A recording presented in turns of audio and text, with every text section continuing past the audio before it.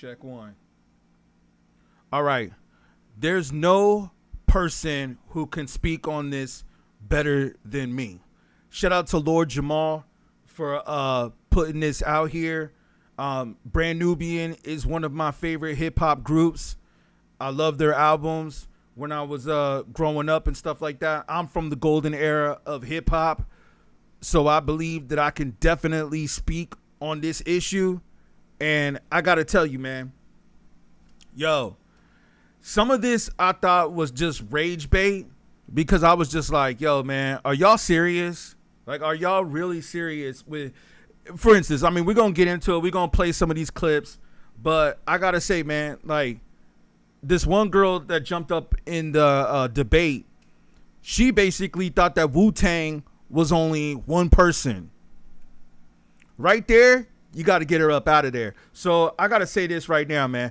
I'm not sure where they found these people from to debate Lord Jamar, but this is basically a debate between old school and new school hip hop heads. But these new school hip hop heads don't know anything about hip hop.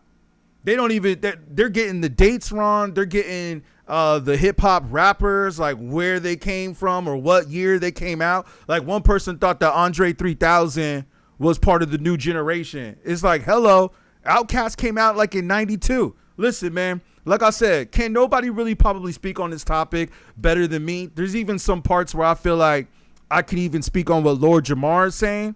But yeah, man, let's try to get a little bit into this and see what they talking about.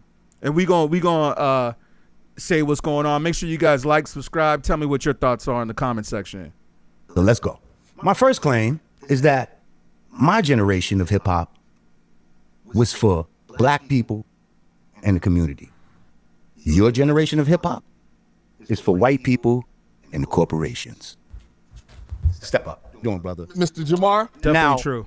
In my day, you would never have a black artist, right, who rhymes like, oh my God, I'm so sad, I love you, and like, that's some trying to cater to white people shit. Tell me I'm wrong.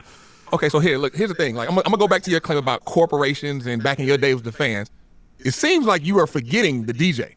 It seems like you're forgetting the payola aspect of the radio station. So corporations, I don't know if I'm sure you remember Clear Channel. Clear Channel, now iHeart, used to run the radio station. So payola was a big thing. You're not going that far enough, sir. You had to pay the DJs. You're not. The DJs didn't start on the radio. The DJ started in the street. In the street. I'm talking about original hip hop here. You go back to the 70s, early 80s. Early 80s. Even then. It wasn't about even payola. Then, you had to pay the DJ. You had to convince the DJ had to be your friend. If he wasn't your friend, you had to convince him to play your record. Yes. The DJ wasn't playing your record. Nobody heard your record. Because and you were irrelevant. Was the influencer. But he was the influencer, not the corporations, not the algorithm. No, it's not the same concept. No. When I first heard this part right here, I thought this dude was just rage bait, the first guy that jumped on. But now that I'm listening to it a little bit more, I feel that, you know, they're both making some decent points. And I'll break it down in a second, but let's just continue. Wait, hold on, wait. Because this is the actual people who are part of the culture. These DJs also used to be in hip-hop groups and all that type of shit. Grandmaster Flash was in a hip-hop group, ended up making records and all this type of shit. Fucking Al Schmeidelstein, who owns whatever record label, he ain't part of this culture. He ain't making records and all that type of stuff. But he's commanding, he's deciding what goes. Back then, those DJs who were part of the culture, from the culture, decided what was hot, or they didn't necessarily decide, but they said, here, this is what I think is hot. Do you think it's hot too? And we would listen to it and say yay or nay. Now, certain things are shoved down your throat algorithmically because if it doesn't make money, or, you know, it doesn't get enough ads and all that type of stuff. It's a corporate type of structure we're dealing with, as opposed to a organic,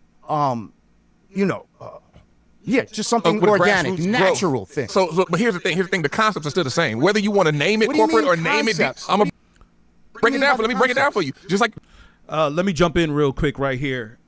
I'll say this real quick, man, that Lord Jamar is probably right that when hip hop first started, it it was probably more organic. But I'd say probably around the mid to late 90s is when the corporate industry started taking over. I know some people might say NWA, but hip hop wasn't really corporate yet. Like when NWA was coming out back in the late 80s, it was still just kind of making noise. They were selling millions of records, but it was like a rare thing. That's the reason why a lot of these guys from NWA, Dr. Dre, Ice Cube, they're all still famous. You know what I mean?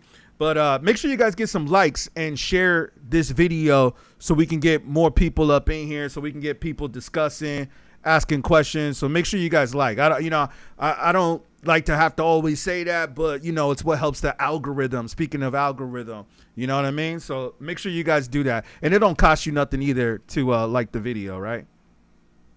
Just like I just mentioned, the DJ was the corporation. The thing is that even the DJ, if a DJ, like for you, for example, your guy like Grand Poobah was in brand Nubian with you. Mm-hmm. If you got a record and Grand Poobah is a DJ, you his guy, he gonna play your record. You his guy, you his friend, he gonna play your record over. He ain't gonna just play it one time. Not and everybody say it don't matter what it is. No. See, that's the thing. That was the difference. That was the difference also. Who says it's whack? That will get to my one of my other points also. But the DJ, he's not gonna risk his reputation, right? Even if it's his man. If I bring him something that's whack, because back in the days, you could bring what's called an acetate. That's like a test pressing, right? Mm-hmm. You bring that straight up to the record to the radio station, mm-hmm. Red Alert or one of these type of dudes, right? But Red Alert would put it on. See, Lord Jamar right here, though, this is the part now that I'm watching this again.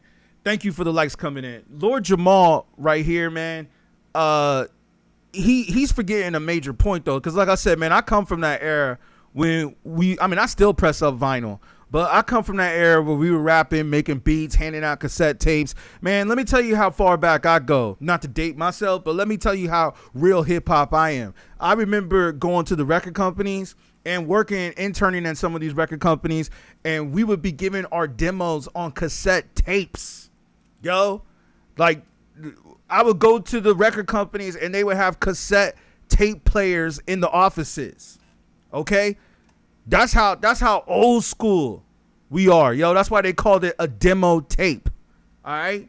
So right here with Lord Jamar is like acting like people could just go up to the radio station and hand the records to Red Alert, which I did before when I was in New York. I met Red Alert and I gave him my vinyl. He never played it, but I gave him my vinyl.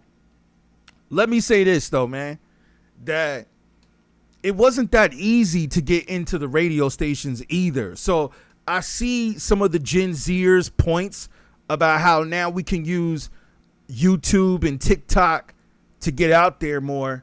But I want to tell you, man, back in those days, it wasn't like you could just walk up into the radio station. I mean, you had to know somebody to get into the radio station. So I agree with both points right here.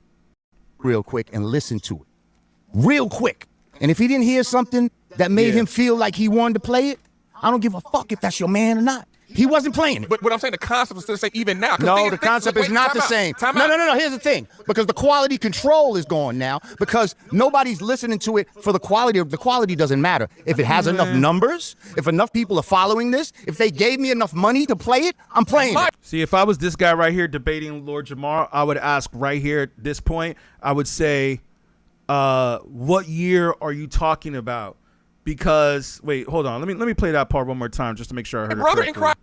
Now, because nobody's listening to it for the quality. The quality doesn't matter. If it has enough numbers, if enough people are following this, if they get. Yeah, what are you saying about the quality control? That has definitely changed as far as the quality control goes. Okay, so I'm not sure exactly what he's talking about because, like I said, man, you're talking to a person who used to work at Sony Music and Interscope. All right, and I got to tell you, unfortunately, at the time that I started working there was when hip hop was on the downfall. You know, I had to quit. 007 J&R, what up? Shouting you out, man. I appreciate the comment. You said, hey, Jamar, how come you went back to Vlad after saying that Godfrey would, yet you say he's not solid? Good question, man. I was definitely thinking about that, too. Well, let's be honest. I mean, a lot of people are saying that Jamar probably needs a check because we all know that Vlad pays for the guests that he has, right? But shout out 007, man. Appreciate your comment. Thank you. Yeah, man.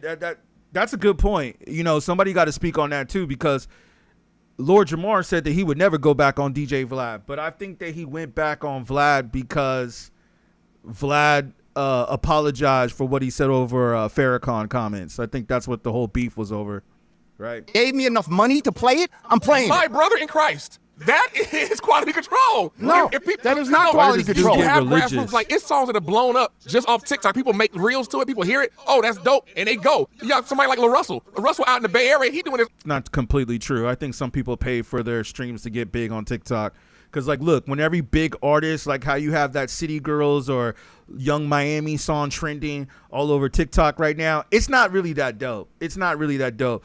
People will make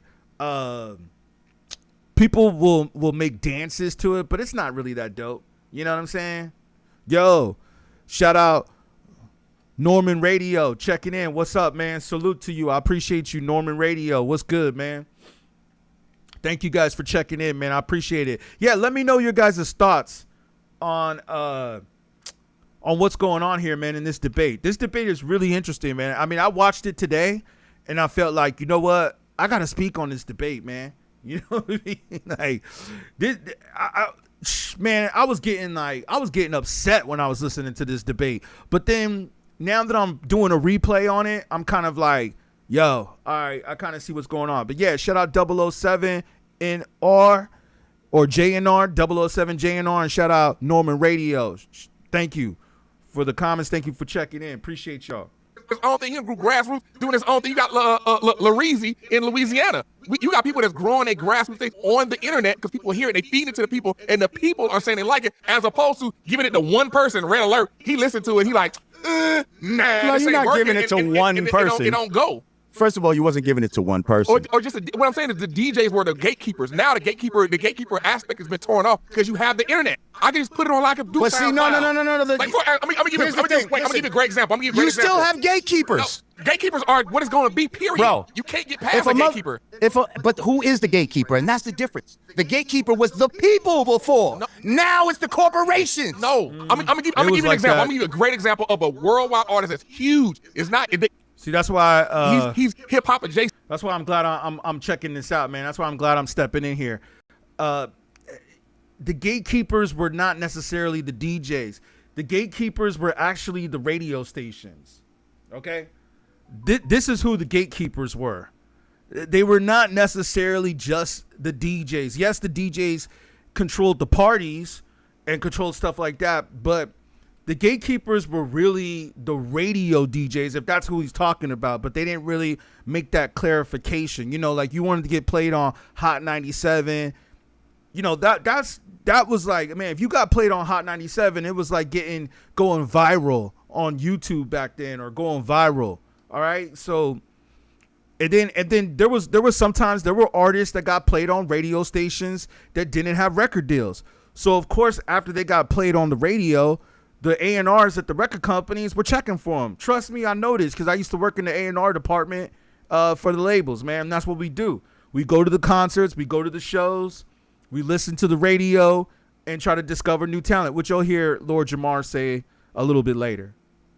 But you got The Weeknd. The Weeknd blew up. He came out with House of Balloons Thursday. Echoes of Silence. 3 mixtapes. We're talking about hip hop here. But I'm talking about the concept. The concept. It was all independent. He put it out. He had a whole marketing rollout on his own, and he blew up off of it. Now he's huge. But what I'm saying is the people now he's corporate. The people decided he was dope. Like I heard him. I told all my friends, like, yo, this dude is hot. He could be the next one, and he blew up. That's what you got now because you got the internet. Back then, you had gatekeepers through. I am not a Weeknd fan. The DJs and did he bring up The Weeknd? The Weeknd is not a rapper. I thought that this was supposed to be old school rap versus new school rap. The Weeknd is not a rapper, so I don't even know why he even brought that up, man. Norman Radio says it's all good in Toronto. Lord Jamar is a disappointment. Please clarify your opinion, Norman Radio. Why is Lord Jamar, disappointment for you? Is it because of the Farrakhan statement? Is that the reason why? Or is it because of something else that happened? Let me know your and thoughts. Then into the radio station. It's the same concept. It's not going to change. It's not the same concept. I'm going to tell you what your what you're groaning about is the corporation and the money aspect. And the thing is hip hop is worldwide. I just got back from Taiwan, and people will stop me in the street to take pictures and all types of stuff. And like, oh, you play basketball, you. That has nothing to do with hip hop. All right, so while we have an ad up, let me go ahead and mute this real quick. So while we have this ad up, let me pull up this Wikipedia page real quick. I wanna go here too, so you guys know. Hip hop right here, the birth of hip hop, which we're gonna get into later. This might be another video that I'm gonna do. You might not be able to see it too well on TikTok. I'll put it back later. But yeah, right here I have the birth of hip hop, Wikipedia, which was in 1973 in New York City, the Bronx, which is pretty interesting, or in the Bronx, New York, I should say. But what's also pretty interesting is that how we have the Knicks parade coming up tomorrow or tonight for those of you that are, or this morning for those of you that are in the East Coast. Let me go ahead and say this, man. It's pretty interesting that the birth of hip hop was in 1973 in New York, the same year that the Knicks won their previous championship. Isn't that kind of ironic? And that might be a whole nother video, but I'm just telling you, man, we can get into like the whole numbers of things, you know? Ready to sit down? Shut your bitch ass up.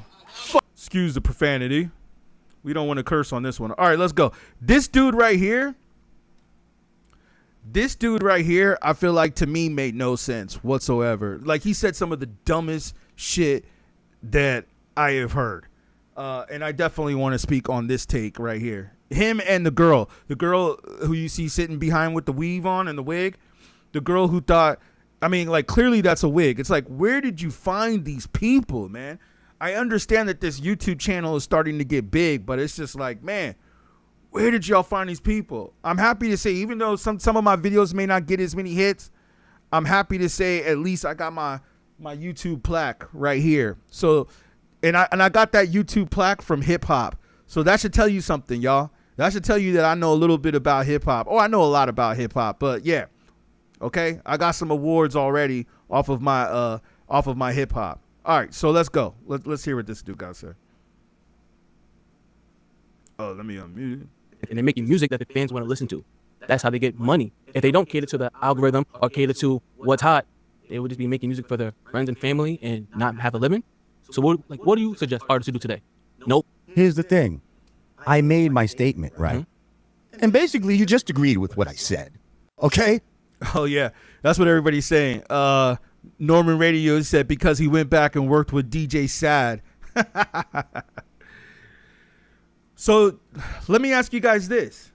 You guys don't like the chemistry between Vlad and Jamar? I mean, let me ask you. I mean, it's almost like how you had Ari Spears. Ari Spears was a pretty dope guest, but I guess like him and Vlad now got their beef. So, you know, he probably had to go and rebuild his connection. What's up over here on TikTok, man? You guys got to like give me some comments or something, or give some likes over here on TikTok. Same thing with YouTube. What's up over there, man? I'm streaming on multiple platforms right now, so hopefully everything's you guys can hear me okay over there too. I'm right. Like what the fuck are we talking about? Also said, you keep shaking your head. Why don't you sit your ass in the chair? You also said that I keep seeing your fucking head. Brought albums. I heard labels would buy. No, they did. They did do that. I'm going pre. That's corporate shit you're talking about. Stone Age. Before the record sales, you think Stone Age time. I'm talking about when hip hop first came onto the stage. Sugar Hill Records, Enjoy Records, Sleeping Bag. There was no corporate. There was no corporate then. So I mean, you can't go corporate. Corporate didn't exist. So first of all, there were record labels, okay, but it's not about going corporate. Before there was records, we were making tapes. Mm-hmm. So hip hop proliferated by word of mouth. It proliferated by you had a tape. I said, "Oh, that tape is dope. Can I tape your tape?" And then it would go around. They would share it. Right? Yes, they would share it. So, exactly. But think about it. Like, you got the internet now where you could, if you could share one thing and millions of people can hear it immediately. Back then, this shit got shared one person at a time, one borough at a time type of shit. Listen to what I'm saying. And the type of music that we were making, the type of beats that we were even choosing were the type of music that we thought would impress our peers. You understand? Our immediate peers. And all I'm saying is over time, whatever you want to say about evolution and all of that, that's cool. Like, I hear you. But I'm just saying it's changed. And that the themes of what we were talking about were definitely more productive than what the fuck y'all talking about today. I completely agree with that take. I completely agree with that. And you see, this is the part right here where this Gen Zer is about to make a stupid statement. That's why I started thinking, like, is some of this just clickbait or rage bait? Because sometimes I'll ask myself, like, man, how could you be so just dumb to what was going on in hip hop? But then again, I just was watching a Redman interview where Redman had brought this up and said that the new generation doesn't care about old hip hop, you know, whereas our generation coming up, the golden era, which I still feel is the best era, and there is actually factual evidence that it is the best era, because the interesting thing is that I don't think it was brought up in this debate where the rappers that came out in the 90s especially, and this is where he's going to go off and bring up Sugar Hill Gang, which is just like, come on, man, they were the first rappers, the first mainstream rappers that put something out on a record. That doesn't really count. That's like losing your virginity. It's like, you don't really know what you're doing, but you did it anyways, you know? As far as this goes with hip hop, most of the people that came out in the 90s are still relevant for the most part today. I can name 3 of them off the top of my head: Jay-Z, Nas, Wu-Tang. Let me see. Do I have any on my wall? I think I got Outkast. Yeah, and Dr. Dre. You know what I'm saying? Like, these guys are all still relevant today. Most of these new rappers that come out, they come out and then they fall off within by the second album. The first album may hit, but the second album or the third album just falls off. Don't believe me? Look up Jack Harlow. He came and he went, right? He came and he went, and then he went away, and then he came back again. And then this other album that he put out, this R&B soul album that he came out, just completely flopped, right? It's like if he comes back out, thank you for the likes coming in. It's like if he comes back out, I feel like I agree with what Lord Jamar is saying right here, that the industry is just pushing it. They're pushing it on us. Name me an artist that was productive and talk positive. I can't. Public Enemy. Good point.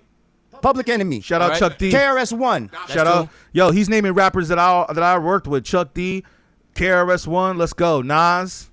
Huh? Brand Nubian. You got to throw yourself Tribe in there. Called Quest. Tribe Called Quest for show. Yo, Tribe Called Quest. End of story. Rock and Roll Hall of Fame. Even though now we got to start a hip hop Hall of Fame. I think that we've reached a point now, especially that hip hop is over 50. We've reached a point now where we can't be inducting hip hop rappers into the Rock and Roll Hall of Fame anymore. Producers and DJs. We need to start now having just the hip hop Hall of Fame. I don't know why that hasn't been created yet. De La Soul. Wu-Tang. They positive? Yeah. No, they was not. Oh, Yo, come on. Yo. They were positive? Yeah, Yo. they definitely had positive. Yo, get out of here. Get out of here. Get out of here. Like, how stupid is this? How stupid is this? Shout out to Wu-Tang on my wall. Yo, how stupid is that take right there that Wu-Tang was not positive when they just performed Cream, Cash Rules, Everything Around Me, which is the greatest acronym in hip-hop, at the Knicks halftime game in Madison Square Garden. I'm actually, I'll put money on this right now. I don't know if I could throw a bet on this on, what is it, Kalashi or whatever that app is. I'm willing to bet right now that Wu-Tang is going to be at the parade, and they're going to probably perform some of their songs. They're going to perform Cream. I mean, they did it on what, Jimmy Fallon? Cream is a very positive song, man. Of course they talked about what was going on in the hood. Like, how could you not, man? These dudes were from the hood. Like, how could they not talk about what they see and what they saw? But they were talking about overcoming what was going on in the hood. That's what they were doing, man. They were talking about what's going on over the hood. It's like when these dudes bring up Wu-Tang is not positive, and the girl that you're about to hear come on say that she thought Wu-Tang was one person. right there is where I'm just like, okay, that's where I draw the line. We're not talking to hip hop heads. We're not talking to people that understand hip hop at all. Like, if you're going to get some Gen Zers up in here, that's cool. But can you at least bring Gen Zers up in here that understand the culture of hip hop? If you think that Wu-Tang is only one person, you do not understand the culture of hip hop.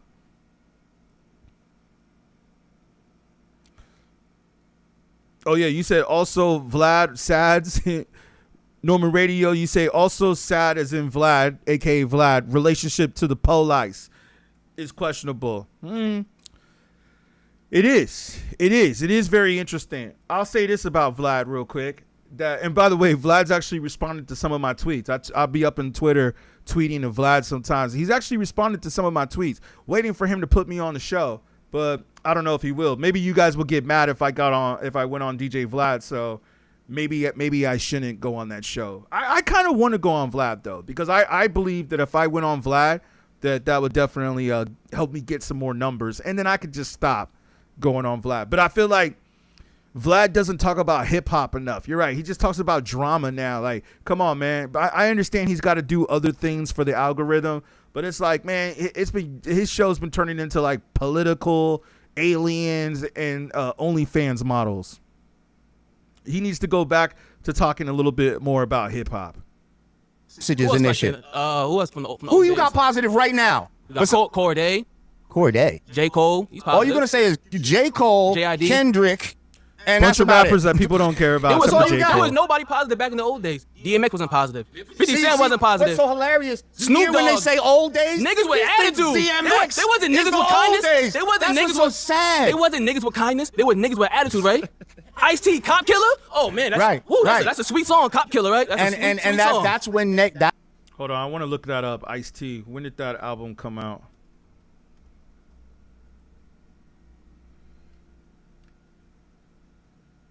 I mean, it did come out early 90s, so that's a fair assessment. But like I said, I mean, he doesn't understand that people were gangster rappers. Ice-T's Cop Killer, see, these are all like just terrible examples, because when that song came out, I remember when that song came out, that song was about the injustice of the police, just like NWA had the song F the Police, right? That's what that whole thing was about, the injustice of what was going on with police brutality. You see, this kid is probably so far behind that he doesn't even understand that these albums were coming out at a time when we had the Rodney King beating. Okay? Like, these kids probably weren't even born. I was there for the Rodney King beating. I remember seeing that on TV. Okay? Some of y'all probably weren't even born yet when that happened. That was a big deal. And it still kind of is. To this day, it still is, man. We had the riots going on in LA. Like, yo, man. And one person had said this. I forgot who it was. It was a rapper who said this. I forgot which rapper said this. But he said that the Rodney King beating was the first time that all black people in the city of LA came together. Like, the police couldn't even arrest anybody. They had to send the National Guard. Yo, we had tanks rolling through South Central. Go look this up, man. Go do your research, y'all, and go look this up, man. The Rodney King beating. As a matter of fact, let me pull up a clip, because I know that some of y'all ain't gonna go do your research and look this up. Let me just show like a little short clip for research purposes, for context. But let me show you, man, that I'm not gonna show you the actual beating. That might be a little too graphic for this stream. But let me see if I can find some clips, some news clips of the LA riots.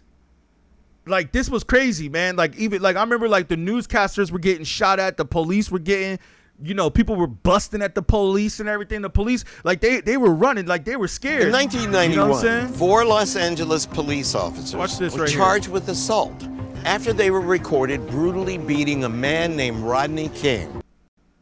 This is why these people don't understand hip hop. If you go back and you watch the movie Straight Outta Compton, they covered this on Straight Outta Compton, where this is like, well, I mean, it was also because they got that letter from the FBI and they were getting harassed by the police.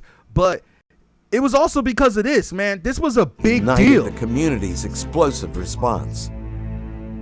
That same day, at 5:25 p.m., police responded to their first call. See, The South violence Central? escalated quickly. Demonstrators were This is like 93, television 94. news stations broadcast it all. Michael, this is the worst fire I've seen today. We're at Avalon and El Segundo. This is a shopping mall. The fire department is overworked, under attack even sometimes. We are seeing a city in flames and indeed not very many bright spots. The entire country's eyes were fixed on Los Angeles. At Look at this, 8:45 man. p.m., the mayor of Los Look Angeles. at this, man. They were literally burning the city down, yo. And you guys got to remember this too, man. This was look, this is 92. So this is the same year that Ice-T dropped The Cop Killer. This is around the same year, or F the Police was a little bit before this, right? Let me just make sure I get my facts right. See, that's what I said, man. I could definitely talk about this because I think I'm bringing up points that Lord Jamar didn't even bring up. So yeah, F the Police came out in the late 80s. So it was right before that, but you know, this affected the hip hop culture. This was a big deal when this came out. Not to mention that the FBI didn't like the fact that NWA was talking trash about them listen, if NWA was talking trash about them and the album didn't sell any records, they probably wouldn't have cared. But the fact that they sold 1 million records on that was the reason why they got a letter from the FBI. But you see, this was the time where LA really came together. And now you guys got to remember something. Man, look at this. This was like a straight war. $1 billion in property damage in the early 90s. Okay, let me say this real quick. I was looking for the tanks rolling down the street, man. I was trying to see if I could find the tanks. But here, I'll pull up the tanks in a minute. We'll go back to the debate. But I think that this guy doesn't really understand why the music was sounding the way it was. Like some people said, they weren't outside yet. So they don't understand why they were even writing those types of songs. This is why you can't really have debates with people like this, man. Let me pull this part up. Yeah, you're right. Norman Radio. Schoolie D is claims to be the first gangster rapper. No, I don't think he claims to be. I think he is. I think he is. I think he is the first gangster rapper. Hold on. I was looking for. Let me. Yeah, I'll play this right here, and then I'll come back to the tanks. Because you guys got to see that, man. That's when hip hop. It's crazy. It's funny that you naming all this shit because that's when hip hop started to go crazy corporate. That's when corporations said, you know what? Instead of selling this conscious music where they're talking shit against us, let's fucking take this music and use it against them. That's true. So we see that, hey, somebody like NWA, they're rhyming about, they're saying fuck the police, but they're also talking about shooting niggas and all this type of shit, all this negative shit. Let's push that algorithm. Let's make that more popular. And that's the way corporation and the whole music industry started to change based upon what the corporations now felt wanted to be pushed out there, as opposed to what we were doing organically. See, when I was out, there was all kind of different hip hop. If you wanted to get on some negative shit, you had your negative hip hop. If you want to be conscious, you could do that. You had your funny hip hop, fucking Biz Markie and shit like that. Like you had all different kind of genres that you could go to without having to be bombarded with just basically. But the one that made the most money and was more popular was the gangster music. No, not That's 'cause of the necessarily. people. And what I'm saying is that happened when the corporations took over, young man. I don't believe that. I believe that people love that. I It's got old people in my family, and they it's love not about what you believe. It's about. Yeah, he's wrong right there. It's not what was more popular. The corporations definitely pushed that. I mean, I don't want to get into the whole culture thing, but Jerry Heller was Jewish. The record industry ran it. They just wanted to push negativity and people who were talking about nonsense.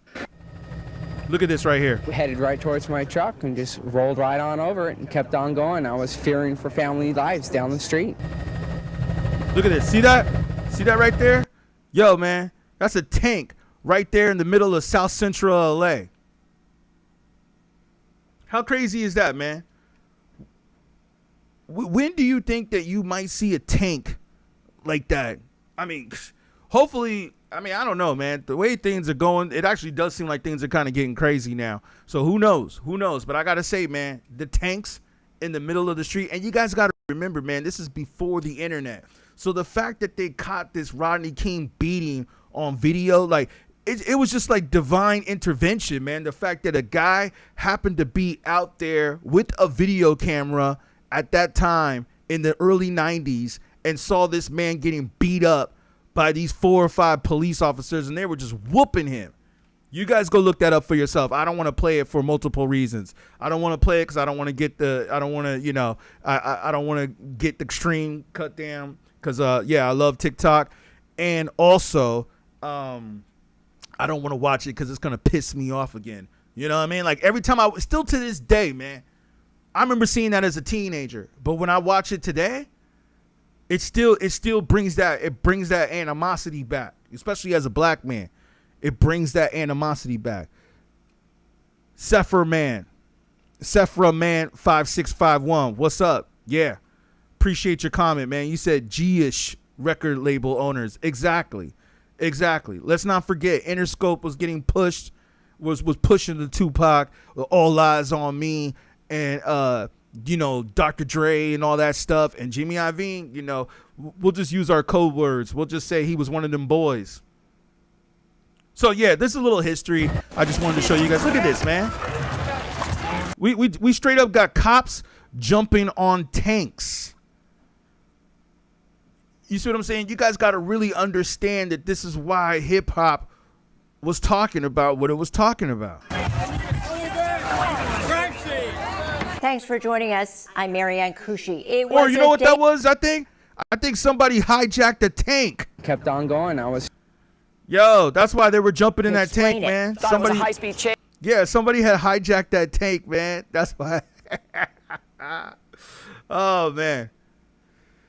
Whew. What a crazy time, man. We'll go back to that later. About what the facts are, sir. No one hears and listens to the good guy rappers. Even back in the old days. My parents are old as hell. They don't like old school, nice hip hop. They like the gangster hip hop. He said his parents are old as hell. I'm just saying. Yeah, that dude right there had terrible takes, man. Terrible. Like those were some of the worst takes that I think I heard. I don't think he did the Sugar Hill Gang on that one, but yeah. Let's keep it rolling. I think it gets really bad right here. This is the part where I almost wanted to turn it off. Nowadays, hip hop is a popularity contest. Prove me wrong. Hi. Hey, Coco. What's up? The head shaker. You almost messed your hair up, but okay. What's good? I'm good. So that was a jab at the wig. Yes, my era. I'm just going to reiterate with you. Right. I say that my era had more talented artists, more original artists, more lyrical artists, more profound artists, and the way they got on. Yo, I think that they put this girl on just for laughs. You know what I'm saying? Because this girl is so clueless that I don't even know how she even got on this show. This is the girl right here who thinks that Wu-Tang is one person.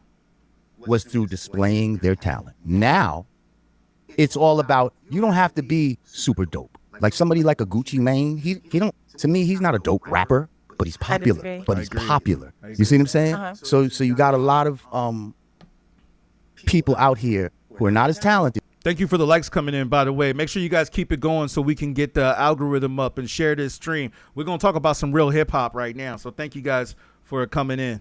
But they're famous because of their popularity. Tell me. Okay, so first of all, talent is relative. So I feel like it is. So a lot of the artists back then were very ABC, nursery rhyme.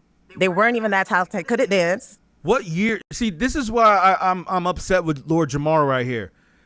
You need to clarify, what year are you talking about where there was ABC rhymers? Are you talking about like 85 or 81 or 79? What year are you talking about? Or are you talking about 93, 94? I mean, because I believe the golden era, or what I consider the golden era. I consider the golden era of hip hop from, we could say 92. We could say 92. Do me a favor, for those of you that are real hip hop heads in the chat, please go back and do your research on all the albums that came out from 1992 to about 1997, maybe 98. But I'd say 92 to 97, to me, that was the golden era of hip hop. Really 93. 93 was when it just really started to take off. But we could say like 92 is like when it started to turn up. What I mean by this, in 95, heck of a year in hip hop, man. I swear, I really feel like every hip hop album that came out in 95 was a classic, pretty much. Like every album, every hip hop album. Shall we pull it up? Let's pull it up. Let's pull it up. Pretty much every hip hop album that came out in 1995, heck of a year, man. Heck of a year. But what I will say though is that, like, I think this is a collage. Yeah. Come on, man. Let me see if I can pull this up a little bit bigger. Like, I think yeah, here it is on Reddit right here. Let's go to Reddit. This was my favorite year in hip hop. If you guys can see this right here, even though, you know, they got some of the people I work with in this collage that I don't work with anymore. So I'm like, you know, F some of these dudes. But if you look at these albums, Raekwon, part of Wu-Tang, Cuban Links was like a 5-star mic, Jizza, The Liquid Swords, Mobb Deep, Smith & Wesson, The Roots, KRS-One, even the Dog Pounders up in here, DJ Quick. Look, all these, this ain't even all the albums that came out. Let's not even forget Tupac, Me Against the World. You see right here in the top right-hand corner. That album right there is my favorite Tupac album. I actually like Me Against the World over All Eyes on Me. I gotta tell you, man, that was one of the best years in hip hop. One of the best years in hip hop, man. Okay. And the point I want to make real quick is that all of the rappers that were dropping albums during this period in time did not sound the same. I don't think that point was even made throughout this whole debate, man. I don't think it was made. All of these rappers sounded different. They did not sound like each other. Let me read some of the comments. Seth Herman, you said 92 to 2006. Was that the year you thought was dope? Let me see your comment over here. Tom Silverman, founder of Tommy Boy. Rick Rubin, co-founder of Def Jam. Yep. Clive Davis, founder of Arista Records. Herb Aberson, co-founder of Atlantic Records, to name a few. Yeah, you're right. Are you saying they're all part of the boys? They're all part of that. They're all part of that agenda. I was gonna say the clan, but I don't want to say that. But yeah, they're all boys. Yeah, they were all the ones that ran the record company. You had to be down with them in order to get in, and that's where we start to talk about the gatekeepers. I'm gonna say this, man. I like hip hop now that you can just get big on the internet. If I was a teenager again and I wanted to be a famous rapper, like now I just do it for a hobby. Believe it or not, I actually sell records. I sell records still. You know what I mean? I haven't really been pushing like, 100, 200,000 in the first week or nothing, because I don't really be pushing myself like that right now. But I will say this though, if I were in my teens or had the time to do it, I would be posting on TikTok every day. And I think that if you post on TikTok enough, you could probably make some noise. Like if you were posting like 4 or 5 videos every single day, kind of like what Russ was doing. Russ, kind of like what he was doing. If you're doing that, I think you can become famous. I think you could become famous, but you would have to be pushing like every single day. But I think if you did that, you could become famous. Whereas nowadays or back then, yeah, you're right. All the boys that you mentioned, Seth Ram 5651. Sorry if I didn't say your name correctly. I was just trying to read it on the little screen over here. But yeah, man, if you didn't get one of those guys to back you, You didn't really get hurt back then. Trust me, I know this because my music is conscious. That's why I love all of these albums right here. That's why I love all these albums, man.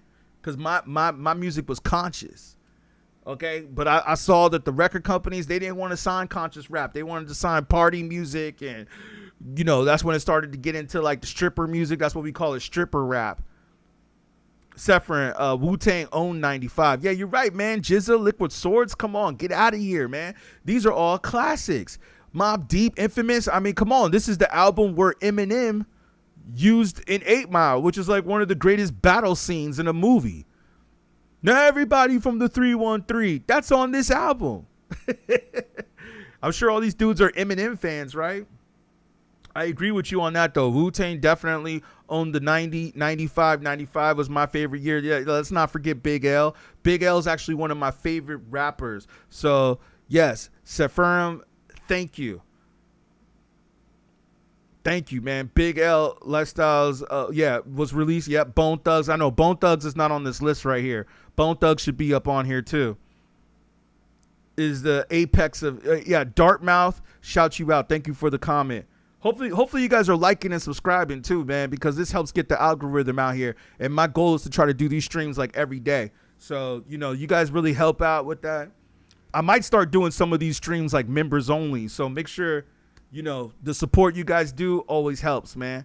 But I see some of y'all be supporting, so I really do appreciate that. Okay, let me go to 1997 is the apex of hip hop, yet it's not the golden age. 86, 89 is the golden age. I disagree with that. I think that 97 was a great year in hip hop too. It's funny you bring that up because I was just thinking about that. Let's go to the albums that came out in 97. That's a great year too. That's what I said 92 to like 97. 92 to 97. 98 had some too. I think that's when Mos Def and Talib Kweli came out. I think that's when Black Star, Mos Def, Talib Kweli. Now he goes by Yasin Bey. You had who else? You had Eminem on Sound Bombing. That was a classic. Like that was when Eminem was Slim Shady. That was before Slim Shady dropped.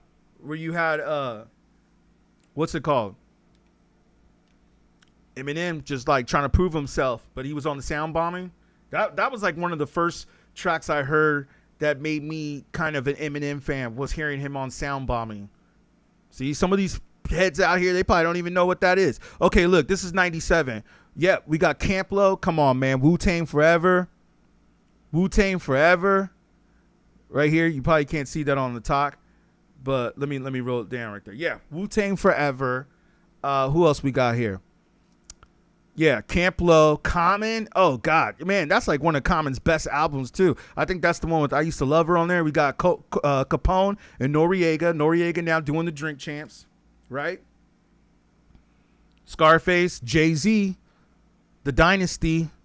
That wasn't my favorite Jay-Z album, but that still was a dope album, especially when I listened to it. The Rakim, Alcoholics. Come on, man. Alcoholics debut, 97, man. Shout out Alcoholics. I know Tash personally.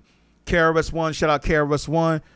I got Next. Come on, man. Y'all see this one right here? Slum Village, second row to the right. The birth of Dilla. The introduction of Dilla, who is, I think, considered one of the best hip hop rappers of all time. Not to mention Biggie. You see, we'll go back to the clip here. 82, 86, I hear you, or 86, 89, I hear you, because NWA is one of my favorite groups. But yeah, man. Who else we got? The Crew. What y'all know about The Crew? See the CRU right here? Y'all see CRU? OC? Come on, man. OC? The Crew? Yeah, you right about that. Sephirin, you right about that. That Killer Army first album was peak Wu fam. I agree with you, man. Ninth Prince. Killer Army, that was one of my favorite albums, yo. I feel like out of all the other Wu-Tang groups that they had, because you had Sons of Man. Shout out Killer Priest. I've actually chilled with him a couple times. Watch my YouTube drops. Go to my beatGrade shoutouts. I got shout outs from the Wu. I got shout outs from Ghostface Killer. I got shout outs from Killer Priest. And a lot of those I shot. I filmed myself. But yeah, man, I gotta say, respect the Sons of Man, but Killer Army was one of my favorite. Let me go to your comment right here. Let me make sure I can read that right.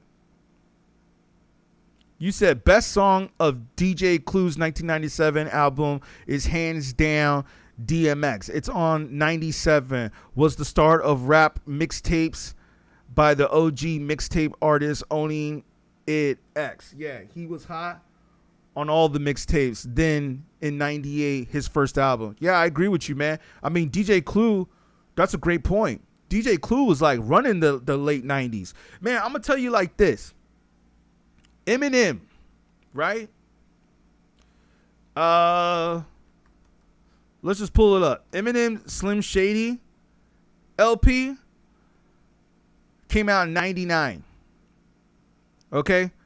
I feel that when this album came out, I feel like that was the end of hip hop, in my personal opinion. I feel like that was after Eminem. There might have been a few other rappers that came out in 99. I mean, shall we do the research? Let's do the research. 99 hip hop album. That's why I really say the golden era is from 92 to 97. 98 was that's when it started. That's when the corporate industry, that's when the boys started taking over. You feel what I'm saying? Well, you had Mos Def, Black on Both Sides. Shout out to Reddit, man. Reddit, like they got all the stuff up. Now, keep in mind, these aren't all the albums that came out at this time. This is just some collages that people are making of what they feel are the best, I guess. You know what I mean? But Mos Def, Black on Both Sides, that was a classic. Roots, All Things Fall Apart, that was a classic. They actually won a Grammy for that album. Here you go, Sound Bombing right here. Okay, I thought Sound Bombing was 98. Let me fact check that, because I thought Sound Bombing was 98. The one on Ruckus, man, I remember Ruckus was like the label, man. That was the label I wanted to get signed to. Maybe that was my fault, man. I should have just moved to New York. I was visiting New York at the time, but yeah, Sound Bombing came out in 97. I was right, because I remember Eminem hadn't dropped Slim Shady yet. Because I remember when Eminem came out, everybody was saying like, "Who's this white boy that's on the Sound Bombing?" And then, you know, later on afterwards, then he dropped Slim Shady. So, but Eminem, man, go back and listen to his verse. So they got this one wrong. The Sound Bombing did not come out in 99. It came out in 97. Let me just make sure. Yeah, 93. Let's not forget about Black Moon, man. Buckshot. Shout out to Buckshot. Okay, so you got the Dr. Dre Chronic 2001. I mean, still. Come on, man. That's a West Coast classic. Eminem, Slim Shady, Black on Both Sides. I think that came out in 98. I don't think it came. So I don't think this list is right. I don't think this list is accurate.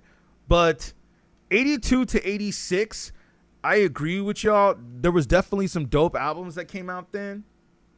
But I feel like some people said hip hop wasn't fully developed yet. I feel like, or people say like it wasn't mature yet. I feel like by the early 90s, mid to early 90s, that's when it really came out. But you know, I got this right here on my wall though. Eric B and Rakim, Paid in Full. That came out around that time, and that's still to this day one of my favorite hip hop albums. Let me make sure I got you guys coming. Okay, let's continue. This girl right here, I think they put this girl on the show to just make fun of hip hop, or just to get comments. Like, they knew that this girl knew nothing about hip hop. So either, I think it's got to be two things, because I have no idea why she's even on the panel. It's got to be two things. Either A, she was casted on this panel for rage bait, or B, she's a hired actress. Because there's no way you could be this dumb. Whoa. Okay, so hang on a second. ABC. So would you say someone like Rakim was ABC? No, Rakim was a very good storyteller. So he was a lyricist. People like Nas, Big Daddy Kane. Great storyteller. Okay, but look at what we have today. We have rappers who have other talents as well. They produce themselves. they act. They can create their whole own project with very little help from others. So we have Kanye West. We have Wu-Tang is a little probably in the middle. Yeah, Wu-Tang is more of my general. I consider Kanye West still somewhat. I mean, Kanye West is a student of the golden era, though. So I that's what I'm saying, man. Like his first album, College Dropout, I remember very well because all my friends said that Kanye West was trash, and I liked him because he had Talib Kweli. Shout out Kweli. Kweli actually just got mad at me on Facebook. I don't know why, but he was talking trash to me. Well, he wasn't talking trash. He just like, I think Kweli was like in a debate and I jumped in and then I just said, like, Kweli, like, why are you even up here arguing with these dudes? And then I didn't even think he was going to respond to me. And then he actually responded to me and said, yo, well, don't tell me what to do. I was just like, all right, man. Yo, man, chill out, Kweli. But I remember Talib Kweli was on Kanye West's College Dropout. Get him hot. Boom, boom, boom, boom, boom, boom, boom, boom. Which I still think to this day is one of Kanye West's best beats. And then he also had Mos Def and them on 2 Words, right? Who else was on 2 Words? 2 Words was Mos Def, Kanye West, and who else? Freeway. That was interesting. That was a good track, man. With Freeway, Mos Def. Remember they did that on Dave Chappelle too? So Kanye is kind of a tricky one, man. He's kind of I gotta say that, like, Kendrick Lamar, in my personal opinion, and even Drake, I'll even throw Drake in there, man, because So Far Gone is a dope album. Even though it's a mixtape, it is a dope album. You can't front. But yo, Kanye is a student of the golden era, so I don't know if I can really say that Gen Zs have the right to claim him. Seth Hamron, you said Eminem's stamp of approval was when he did his infamous 99 live Stretch and Armstrong show freestyle Throw Me Words, where Stretch threw words at him. Yep, I remember that. I heard that. That's classic. And let's not forget the freestyle that he did on Sway and Tech. I mean, that's like historical, man. The Sway and Tech one. Let's see if we could. But yeah, I remember that when I'm gonna go back and listen to that. Thank you so much for bringing that up. I don't even think there's a video of that, right? It's just like a tape that was recorded. But yeah, Stretch and Armstrong had him on, and they were just throwing words at him, and he was just like flipping it, man. Yeah, you're right. That was definitely classic. That was definitely classic. But I think Wake Up Show was the one that really put him on the map. That wasn't how he got signed, though. But, you know, that's why he still does Sway to this day. That's the reason why Sway is on Shade 45, is because of that episode with Eminem. And Eminem never forgot Shade. All right, yeah. You gotta play it for. All right, thank you. All right. This is like met a retarded kid named Greg with a wooden leg. Snatched it off and beat him over the head with the peg. Go to bed with the keg. Wake up with the 40. Mix it with Alka-Seltzer and Formula 40-40. Forget an acid tab. Let's not forget that's a DJ Premier beat. Well, the Biggie, but let's not forget that beat is DJ Premier. Strapped the whole sheet to my forehead. Waited till it absorbed in and fell to the floor dead. No more said, case closed in a discussion. We blowing up like spontaneous human combustion.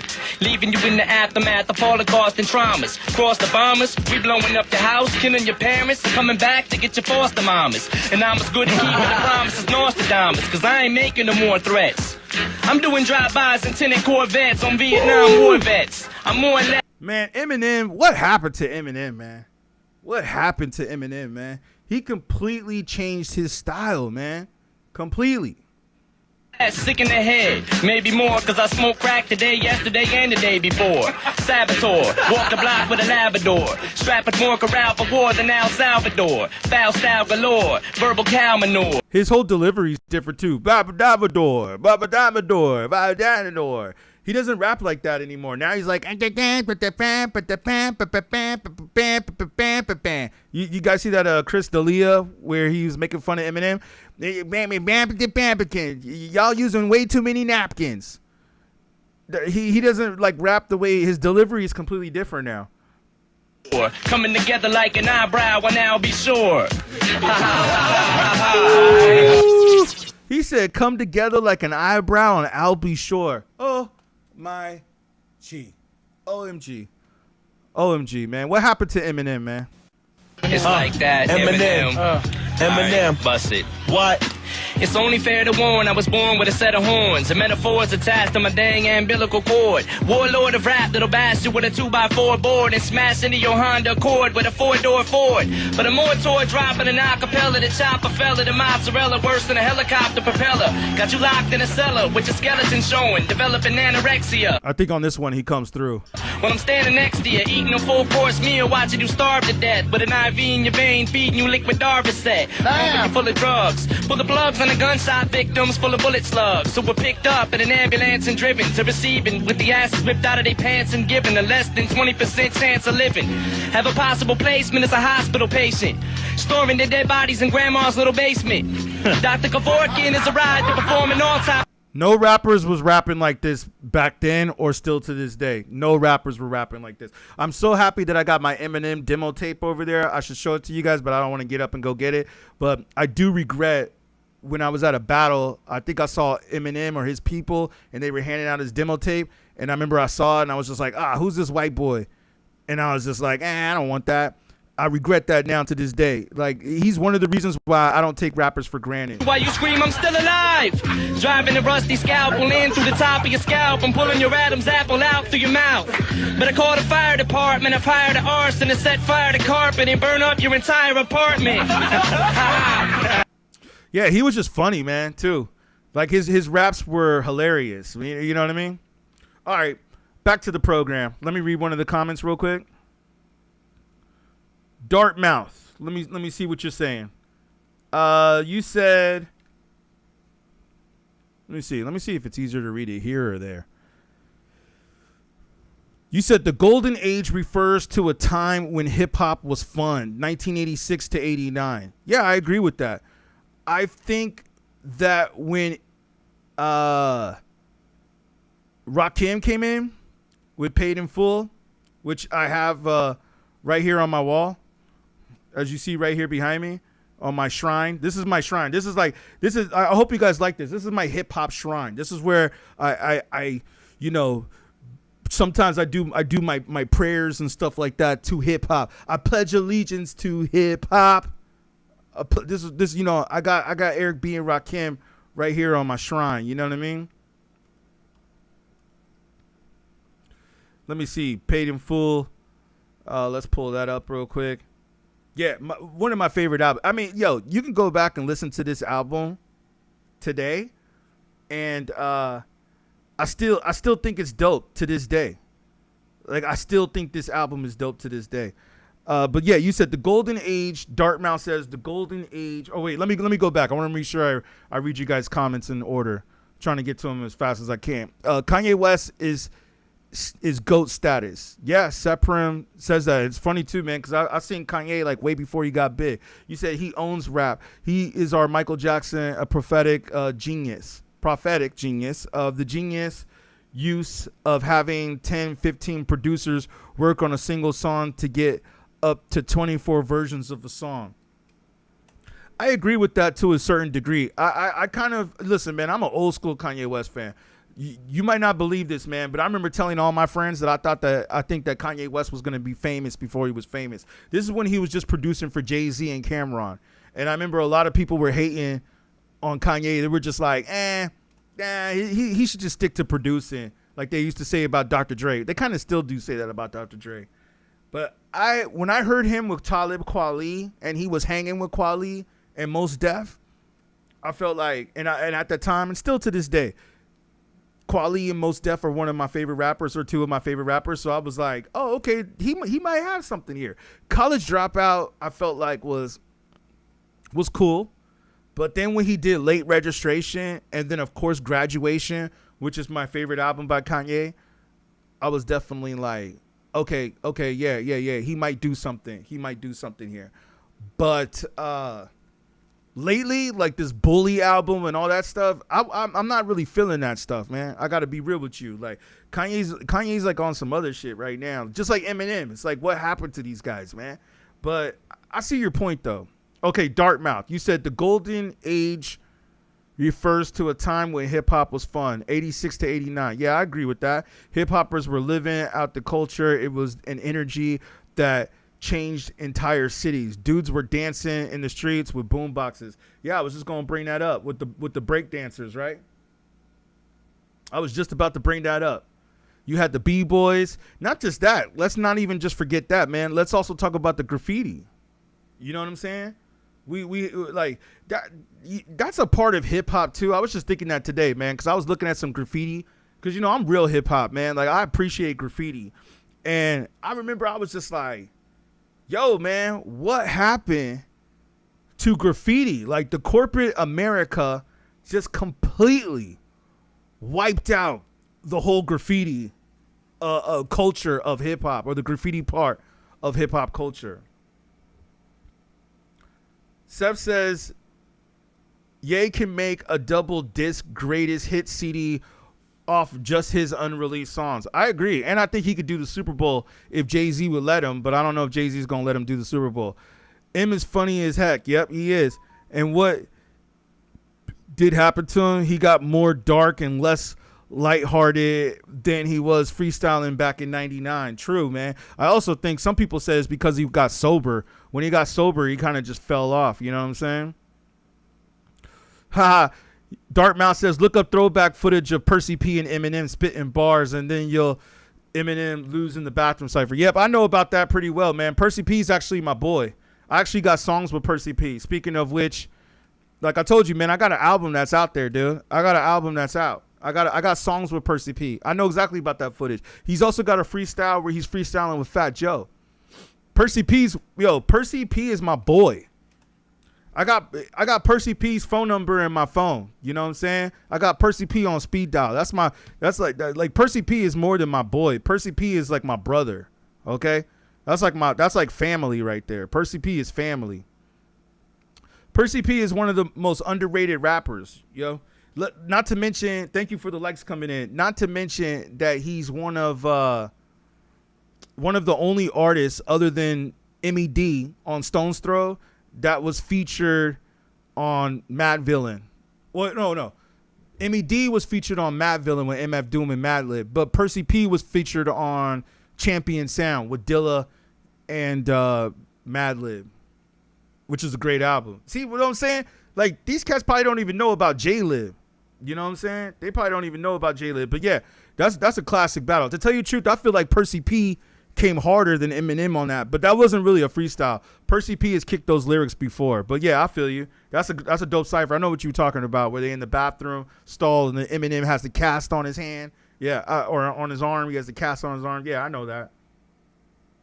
So it says the people who said Ye should stick to production never heard the original version through the wire back then. I remember the very first time I heard that song, I was like, Rock got this guy.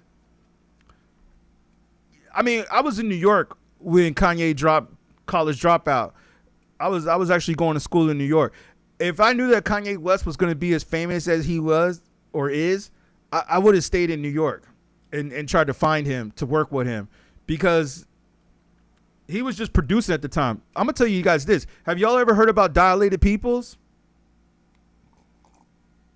If you really do your research, let me tell you how much hip-hop I am. I'm going to tell you something a lot of people don't know.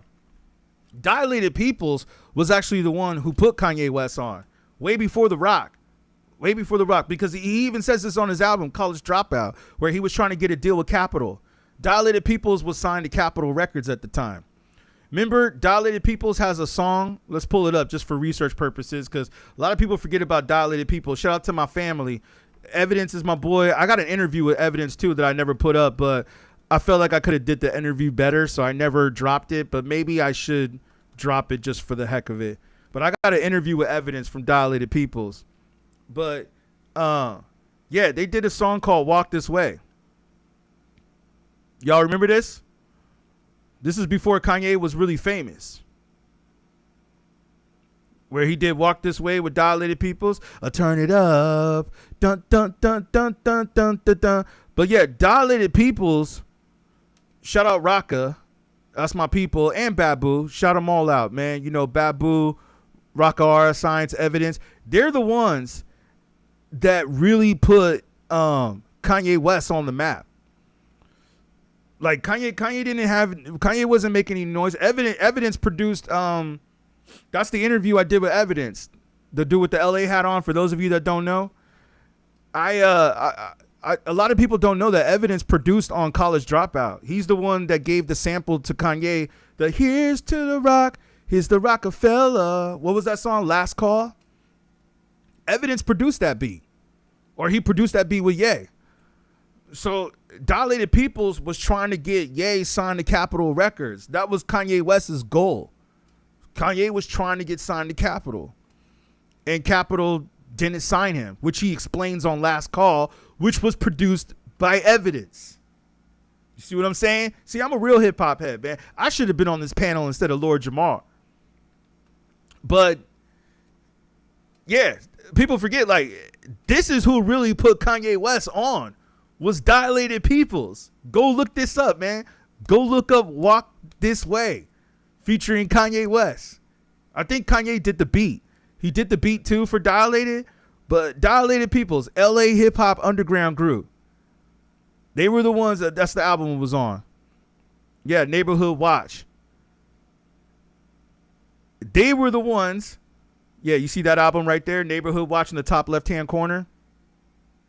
They were the ones who put Kanye on, really, as a rapper, I'd say. And then Talib Kweli was the first rapper that took Kanye West on tour. So he couldn't get the deal with Capitol, so then he went to Rockefeller.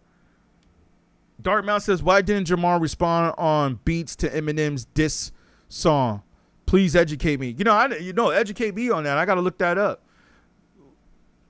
Which song was this? Which diss song was this by Eminem? Yeah, tell me which diss song that was by Eminem. Let's continue with this. Okay, but he's still doing stuff with people from our era too. Yeah, that's okay, but they're still from, Jay-Z will do something from people from your era, but they're still from our era. We're not saying that there aren't some talented people in their era. I'm saying my era was more about talent than it was about popularity as a whole. I'm not saying that y'all don't have... I feel like people were popping because they were popular back then. They were on the street freestyling. They got popular because they were on the street. Shout out Seth. Yeah, Dilated Peoples is dope. You guys got to go and watch some of my drops on the YouTube channel. If you go to my YouTube channel on the homepage and just look up beatGrade shoutouts, you'll see a lot of these rappers that y'all are talking about in the comment section. So that's good. I see you guys know history because you're saying you're shouting out Dilated Peoples. Dartmouth shout you out. You said Percy P.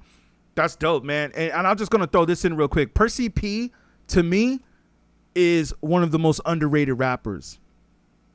He's one of the most he is great, dude. Percy P is up there with like a Big L to me or a KRS-One or something like that. Like Percy P is, and he's from the Bronx too. It's like, come on, man. There's a classic battle between him and Lord Finesse on YouTube as well. It's a little old, but I think the greatest battle of all time was actually as far as like a freestyle battle back and forth, not like the rap battle like Kendrick Lamar and Drake, but like a battle where they were actually on stage battling each other. I think it's Supernatural versus Juice, J.U. Ice. Shout both of them out. Know both of these dudes. But I'll say that, yeah, man. Juice versus Supernatural, but Craig G versus Supernatural is another dope one. And for those of you that don't know, Craig G is actually the one that wrote the battle raps for 8 Mile. On the street freestyling, and that... Dartmouth says, I totally forgot. You are correct. Evidence did put on Kanye. Yep. And you know what's funny? Is that Evidence don't even get props for that. Like, people don't even know. Like, Evidence is straight. Don't get me wrong, man. Evidence is straight. Dude, Evidence is a millionaire. Like, Dilated Peoples, they're millionaires. I've hung out with these dudes before. I've seen Evidence driving like a brand new, like $100,000 BMW. Like, so they're good. They ain't tripping. Evidence has a dope ass rhyme where he says, just cause we underground don't mean we broke. Like, Nah, those dudes are millionaires. So they don't really care if people know who they are or not. They still tour. They still do stuff. I don't know if they dropped any albums lately, but yeah, they're millionaires. So they're straight, but still. Yeah, Evidence, he should get more respect, man, because Evidence is the one that put Kanye West on. But you see, that's what I'm saying, man. Kanye West is so lost in some ways now, where it's like, dude, you got all these whack ass rappers that you work, like when Kanye started working with Playboy Cardi and all these other whack rappers just because he wants to stay relevant. It's like, yo, dude, I get that, but like, man, you should like put some of these dudes that you came up with on your album. Like, remember when he went on Drink Champs and he started talking trash about Kweli, saying like, oh, I was never a backpack rapper, I was just fronting. Dude, I mean, yeah, Kanye, and let's pull this up for research purposes. I always thought that his style was pretty interesting when he was rocking the Gucci backpack. It was like he was doing the backpack rapper thing, but he switched it up. He was like, I'm going to do the backpack rapper thing, but instead of doing the backpack rapper, like wearing a backpack, he's like, I'm going to wear a Louis Vuitton backpack. Let me see. I think it was like this one right here. But let me see if I can find a better one. Yeah, this image right here. This was the main image. Oh, let me see if we can make it a little bit bigger. Yeah, when he started rocking this backpack, this image, when I saw him with this image on with the Louis Vuitton backpack, I was like, huh. Interesting. He took the backpack thing and then he flipped it. He's like, instead of me just being a backpack rapper, like, because that was the big thing in the 90s. We all had our backpacks. Why? Because we were carrying our cassette tapes or our CDs in our backpacks, slanging them on the street. So a lot of rappers were always rocking backpacks or wearing the or carrying the vinyl. But Kanye was just like, okay, I'm going to flip it and I'm going to wear a Louis Vuitton backpack instead. But I was just kind of like, well, I remember when I first saw this image, I said to myself, I was like, how are you going to carry CDs in that kind of a backpack? But I was like, all right, okay, I get it, I guess. So it's funny when Kanye says, I was never a backpack rapper. Well, maybe he's somewhat right because he was rocking a Louis Vuitton bag instead. But yeah, shout out Seth. Yeah, Super Nat always on point. One of the greatest freestyle rappers of all time, or the greatest, I should say, right? I mean, I think to tell you the truth, Supernatural is the only dude I think who can beat Eminem in a battle. Even though Rhymefest beat Eminem in a battle. Let's not forget that. Let's not forget, shout out Rhymefest. I got an interview with Rhymefest on the channel too. See, that's what I'm saying. Like, people sometimes don't believe that I really know all these people or all these people know me. I got interviews with like half of the whole golden era of hip hop culture. Now, I don't have all the new rappers interviewed. Maybe I need to start interviewing new rappers, but I don't like doing interviews anymore. You know what I'm saying? If you look at my channel, that's how this channel started. This channel started by doing interviews of like KRS-One, Alcoholics, or who else do I have? Earl Sweatshirt. That was a big one. I did Earl Sweatshirt, Farside, I gotta go Pete Rock. I mean, I got some legends on this channel, yo. But yeah, I got Common. Come on, yo. I got Common up on here. I got legends on here. But you see, I just don't have the new rappers like Playboy Cardi and NBA Youngboy and all that. But I'm sure if I did interviews with them, I'm pretty sure my channel would probably go viral again. But like I said, I just don't really have the time or the patience to interview artists. I just don't even like dealing with it.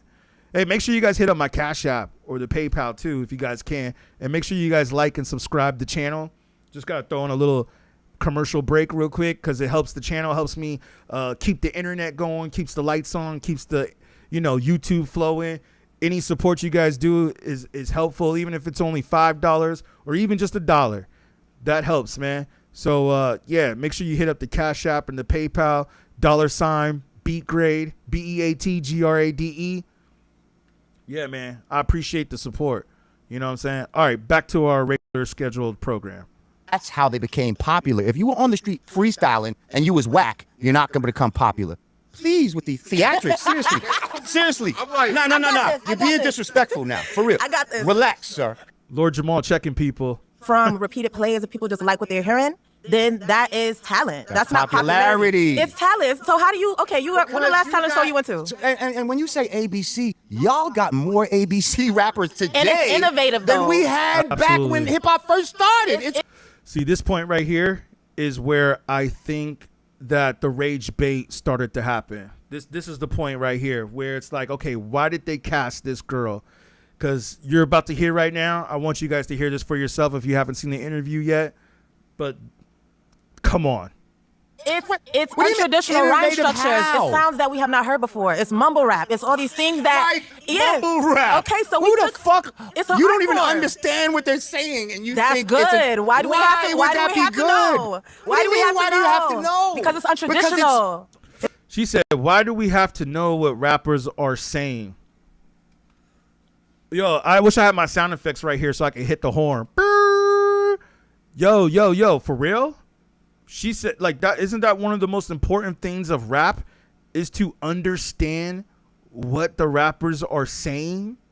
You see, this is the part where I said to myself, is this just rage bait or is she really serious? It's different. It's getting the people going. See, that's hard. That's hard. Put a beat to that. How can I have a conversation See, this can't be real. if you don't understand what the fuck I'm talking about? Well, music isn't a conversation. It is music a conversation. Is expression. Music is expression. It's art. That's where somebody gassed you up with this corporate white fucking idea of what hip hop should be. Oh, it's just a feeling. It's just a vibe. That's not what original fucking hip hop is supposed to be about. So it's supposed to be about what you're saying.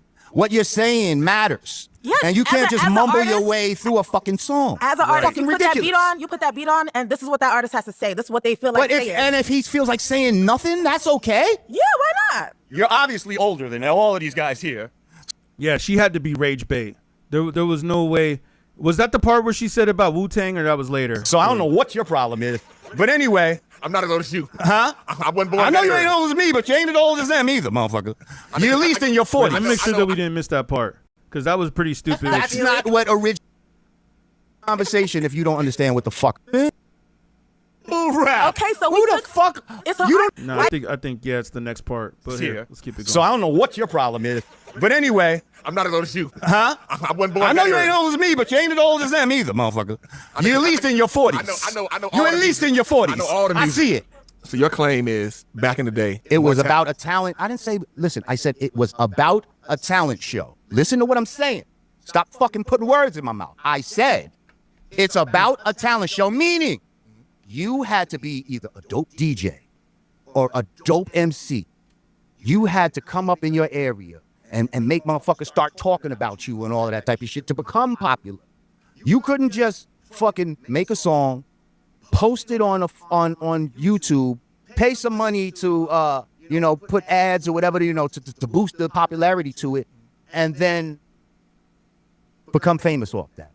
He's right about that. That's what a lot of rappers are doing now, is they're just boosting it through ads and paying their own ads. But that's the same thing that the record companies did. Seth Heffern, let me go to your comment. You said Evidence's neighbor was QD3. Yep, you right about that, who I've met too before. You know a lot of heads, man. Where you writing in from? Where you writing in from? You know a lot of this history. Yeah, QD3. A lot of people forget about him. You know, QD3 produced for Tupac as well. Will.i.am, shout out Will.i.am. Yep, the Alchemist. Shout out Alchemist. That's my people. That's another person I got an interview with. It's Alchemist. I forgot about that. I forgot I got Alchemist. And just to show you guys that I'm a real one, man. Like, you know what I'm saying? Let me pull this up. Like Alchemist is my people, man. That's my peoples too. And Alchemist, come on, man. That's how he came up, right? Producing for Dilated Peoples. Like Alchemist was all over Dilated Peoples, right? First album. Yeah, Defari, yeah, all them. Okay, yeah. Oh wow, I forgot about that. Okay.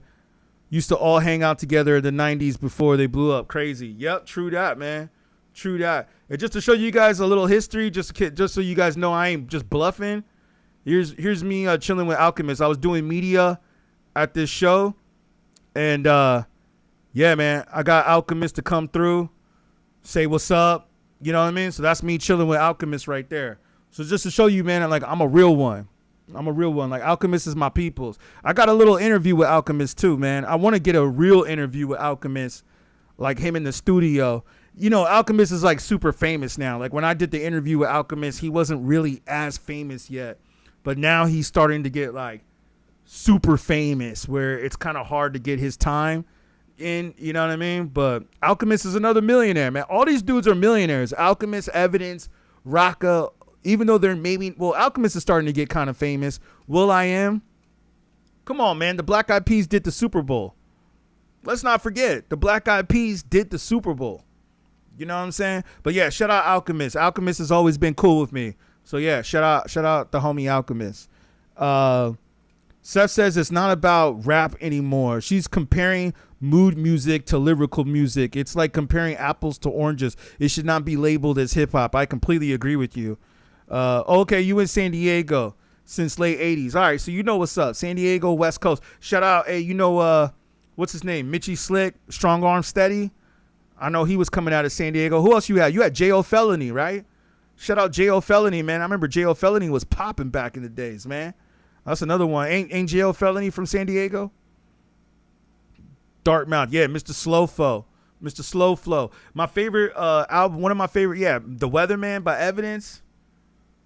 Classic, man. Yeah, you know what? This is where I was kicking it with Evidence, too, where I was kicking it with Alchemist right here. Evidence was there, too. Evidence ain't in the picture, but I was kicking it with Evidence, too, right there, man. I should put that interview up just for research purposes, just to remind people. I'm going to put that up this weekend.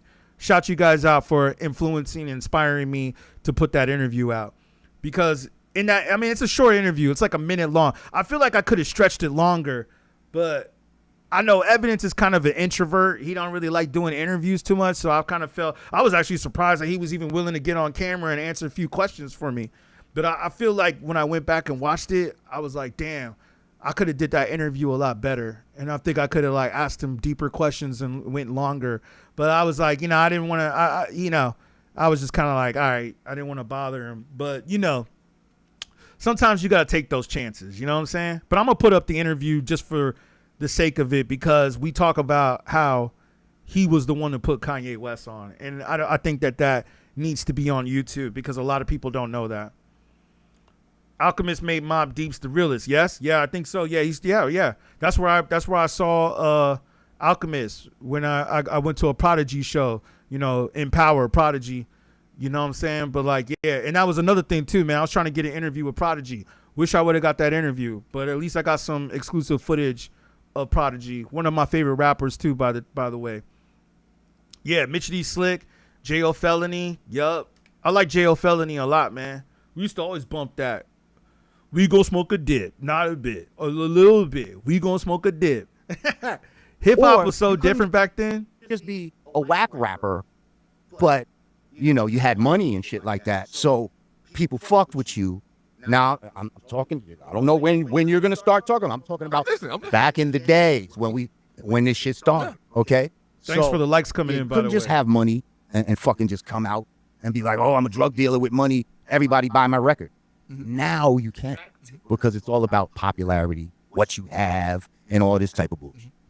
So the thing is with hip hop and rap, it's gotten so big now that now you're see, what you're doing is romanticizing the past. That's what you're doing. So you're looking at the great parts of the past and pointing that out and like trying to lord it over what's now. Now you got a lush garden of music. So you mean to tell me a hip, a hop, a hippie to the hip hop, you won't stop, but rock to the bang bang, boogie to the up, boogie to the boogie to the. That's such a stupid take. It's like you guys said about comparing apples to oranges. Sugar Hill Gang, again, was like when hip-hop lost its virginity. You can't really compare that to what was going on in the 90s. Sugar Hill Gang came out in 79, yo. That was probably before a lot of these people were even born.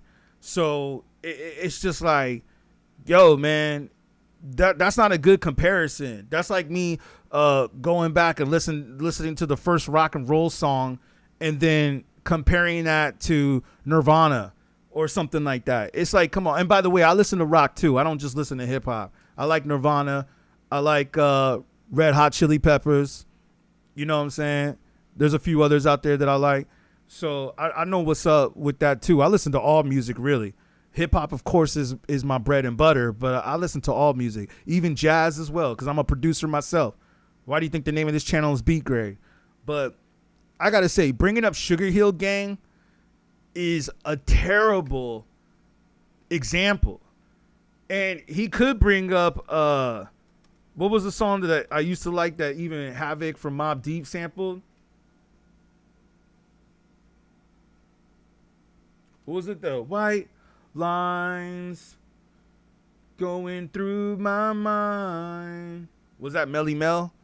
Now, Melly Mel was pretty dope, and I think Lord Jamar is going to bring this up right here.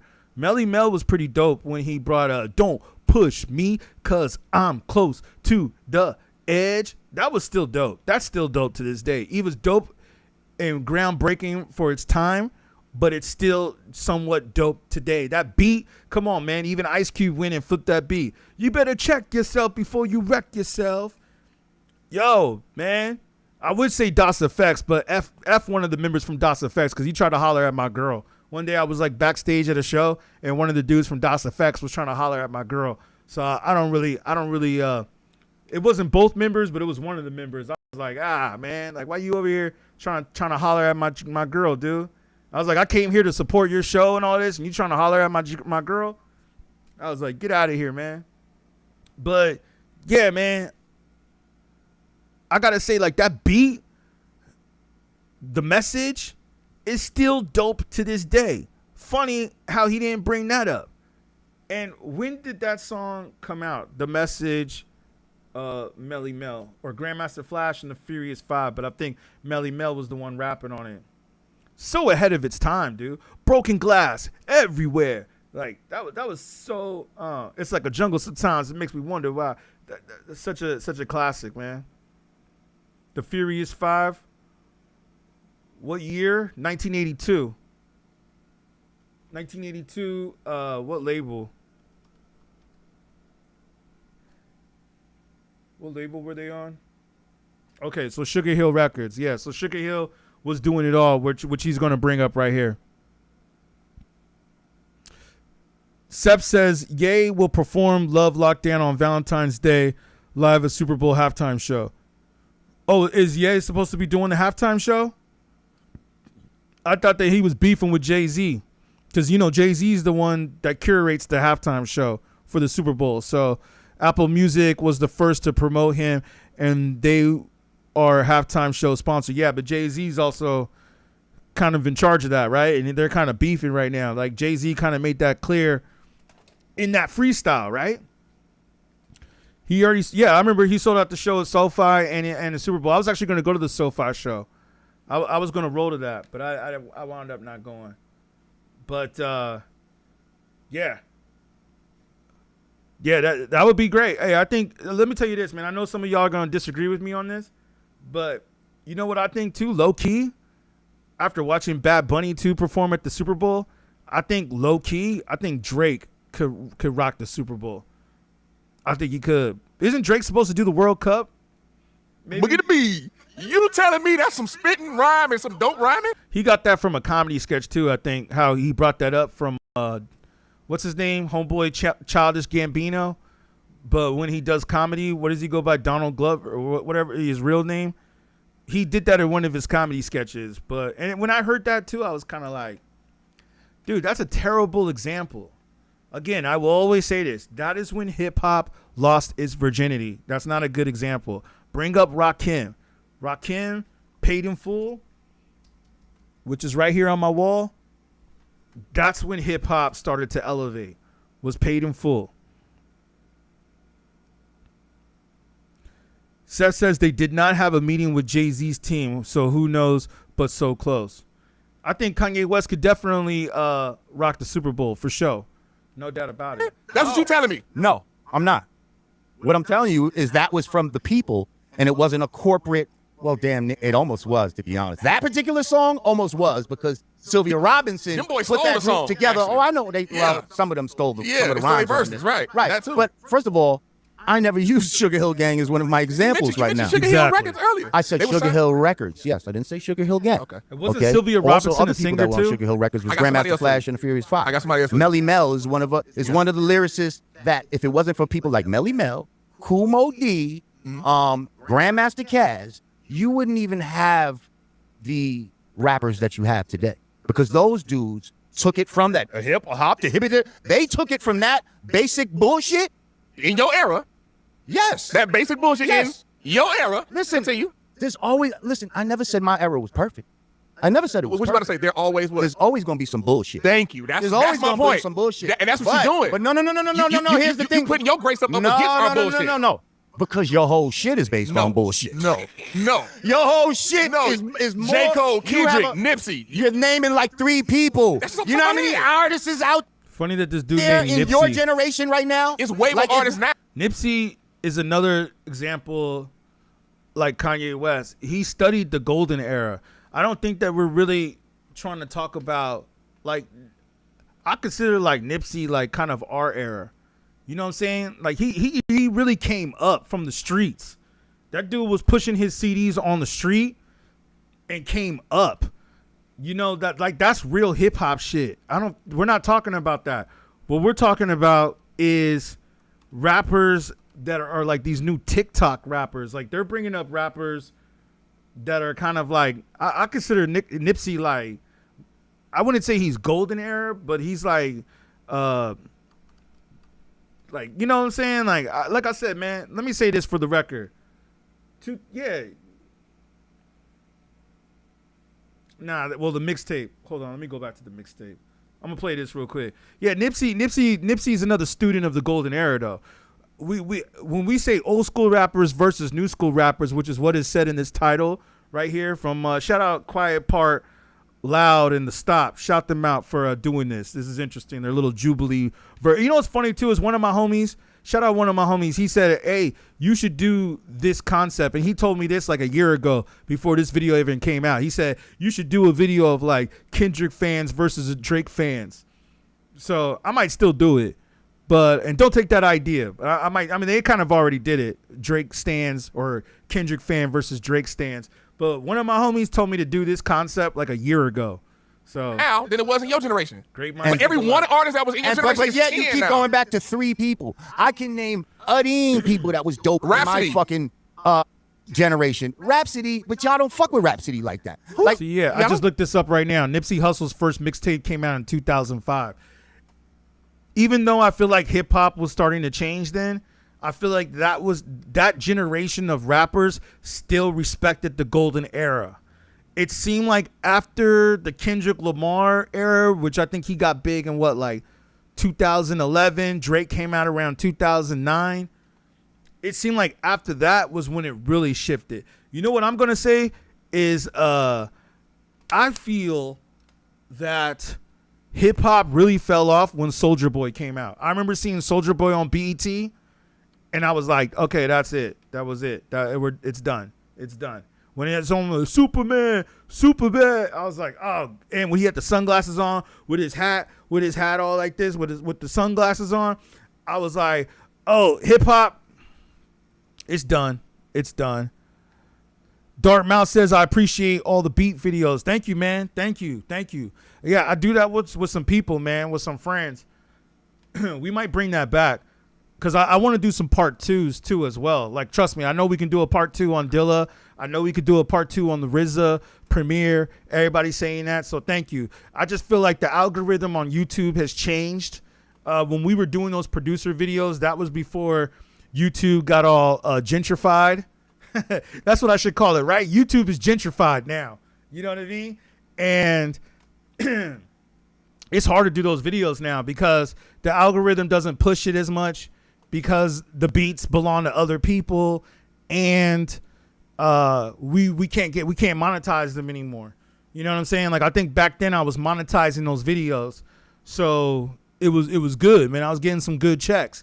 But after the videos started getting demonetized, oh, and by the way, my channel, beatGrade, this channel right here, had gotten demonetized because of those videos. So luckily I had to work hard again, put out a lot of shorts, but I don't like doing shorts anymore. That's why I'm going to start doing more so long form. But, you know, I think the shorts kind of hurt the channel because the long form don't really do anything. But I think this live stream is something that I'm getting used to now and I kind of like doing. And it looks like the algorithm is starting to push my live stream. So thank you guys, though, for that, man. We might bring back the beat videos, but that will be just for the culture. That will be just for the culture. Like, I don't make any money off of it. I had a lot of homies that were helping out with that too. Like, I would ask them, like, hey, so what are your favorite Kanye West beats? Or what are your favorite DJ Premier beats? We're actually working on a part 2 for DJ Premier. One of my boys works with Premier. And shout out Tone Spliff. He's a good homie. He's part of the beatGrade family. And he works with DJ Premier. Like, DJ Premier is a big fan of his. My boy Tone Spliff is like getting kind of big, man, as a DJ producer. And yeah, he's like a Premier fan to the core. I mean, this dude, to me, I think he's got the cuts and the production of a DJ Premier like mastered. So I'm definitely going to have him play a big role in doing the part 2 of DJ Premier. So thank you for that. Make sure you guys check that video when we put it out. And we're going to put that video out straight for the culture. We ain't going to get paid on it. I'm not going to make any money off of it. I know some things I got to do for the culture, and I feel like the culture needs it. And I'm glad that we put these production videos out here because you're right. I think out of all the YouTube channels, I think that we do the best top 10 beats. That's because I'm a producer myself, and a lot of my friends are producers and DJs and rappers, but a lot of my friends are also producers too. So we always have debates ourselves. Like how these guys are debating, we always have these debates amongst us on who's got the hottest beats. Thank you, though, Dark Mount. I appreciate that, man. Best beat videos. I mean, the Dr. Dre one got like almost 5 million views, man. You know what I mean? It got like almost 5 million, man. I almost can't even believe it. Now, imagine if I had that video monetized, man. I'd be able to pay my rent comfortably through hip hop and through my YouTube channel. But because that video is not monetized, I don't make any money off of it. Isn't that sad? And you know what's so funny is that YouTube still runs ads on those videos and I don't even get paid for it. Isn't that interesting? That's why sometimes I'm like, nah, y'all are being a little shady, man. Y'all being a little shady. Y'all running ads on these videos still, but you ain't paying me. They're like, yeah, we'll let you put the video up and get subscribed. That's why you see I got my plaque up here, man. I got my YouTube plaque already. Like these guys doing this debate right here, they don't even have 100,000 subscribers yet. You know what I mean? So I already got my 100,000 subscribers. I don't care about the subscribers anymore. I mean, it's nice. I do tell y'all to subscribe, but the difference is now I want to build a community. That's the reason why I'm doing these live streams now, is because this is how we build the community, like how you guys are commenting, and I appreciate all your comments. Shout out Dartmouth. Shout out Sepp Heffron. Shout out some of y'all others that were in the comment section earlier. I'm trying to scroll up to see some of y'all. Norman Radio. And shout out to all my members. Thank you, man. I saw that we had a couple more members join. So shout out to all you guys, man. But I think now it's about building a community. Because I know, to tell you the truth, dude, like, let me tell you something, man. I could definitely go and start blasting a bunch of shorts again. Like, some of my shorts were getting like 500,000. That's how I got so many subscribers too, real quick. But then I was like, but the people who watch shorts, they're not really part of the community. They just watch shorts, they subscribe, and they just want to see more shorts from you. They just want to keep getting them dopamines. And I'm just like, that's not really who I want to make content for. If I lose subscribers, which I have been, because I don't really, the beatGrade top 10 series is now members only. That's a way I found that I can kind of monetize it. Because let me tell you something, man. To do those top 10, and I don't want to be long-winded on this, but I just want to let y'all know since you brought it up. Because a lot of people have been asking me in the comment section. They're like, why don't you do the top 10 videos anymore? And I just want to say, it takes a lot of time and energy and work. You got to research the producer. You got to look at their beats. You got to really sit down and see, okay, what does the public say? What do we think? Go through their catalog. Some of these producers like RZA, Premier, Dilla, Pete Rock, you know, of course I'm going to know their catalog because those are the guys that I studied. They're the producers I studied. But some of these other producers like Zaytoven, I like Zaytoven. I respect him, but I don't really know his catalog because some people have asked me to do Zaytoven top 10.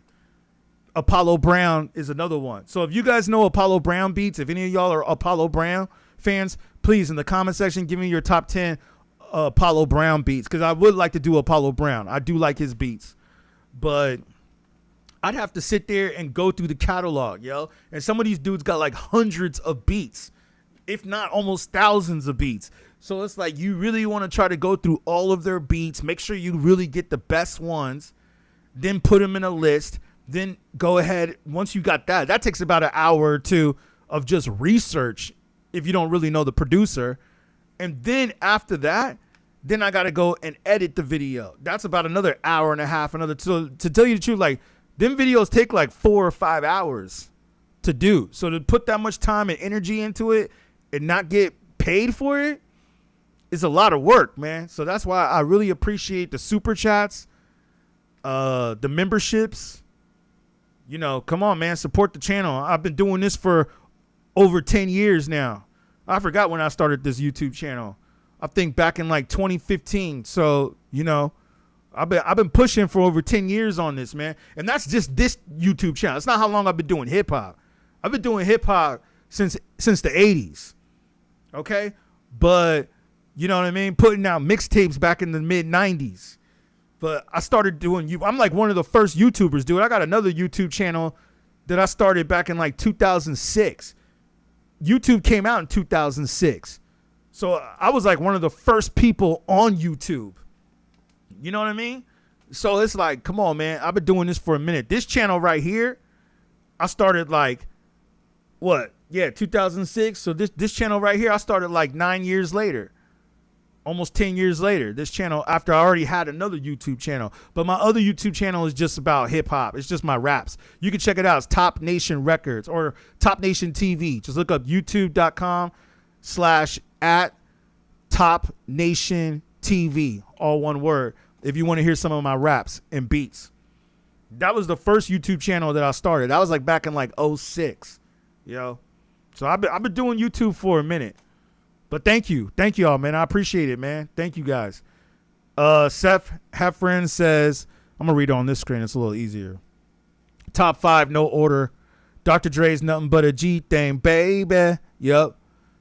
Okay. So you have X on there. J Jaws Murdergram. I'll have to check that out because we might do a part 2 of Jay-Z. Or Dr. Dre. You have original freestyle on DJ Clue version. All right. I'm gonna copy this. I'm gonna copy this this comment you made, Sephram, and I'm gonna go back and research some of these songs. Wu-Tang, Winter Wars. Shout out to Capadonna. Tupac, Do for Love. Yep, Tupac, Do for Love is a classic. What you won't do for love, you tried everything. That's a positive song. And one of these dudes up in here tried to say that Tupac ain't positive. All right, let's get back to the video. I'm about to be up in here for like 5 hours if we don't jump back into the video. All right, here we go. 50 Cent in the club. How can I forget? Yeah, 50 Cent. I'm glad you brought him up real quick. I'll just say this real quick. 50 Cent, I think, was like the last real rapper. But speaking of your boy Vlad, I know you hate Vlad, but DJ Vlad, he made a good point though when they were talking about 50 Cent and the culture of hip hop, and he said that 50 was kind of the one that changed hip hop to kind of like start to going where it is now, is because he was the one that was talking about getting money, doing this, and he was kind of lyrical but kind of not lyrical. He was like kind of in between. And then, but he had Eminem rolling with him, so that definitely pushed him in that lyrical department.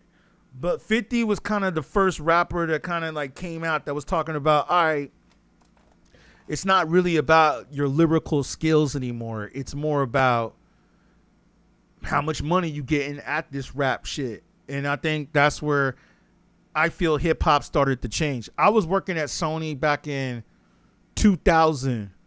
2001. That's when I was working at Sony. So that's how old school I am in a way. And I remember back in the days, MP3s weren't even around yet. Like the internet just started becoming a new thing. Like we were still passing out demo tapes, cassette tapes, like CDs.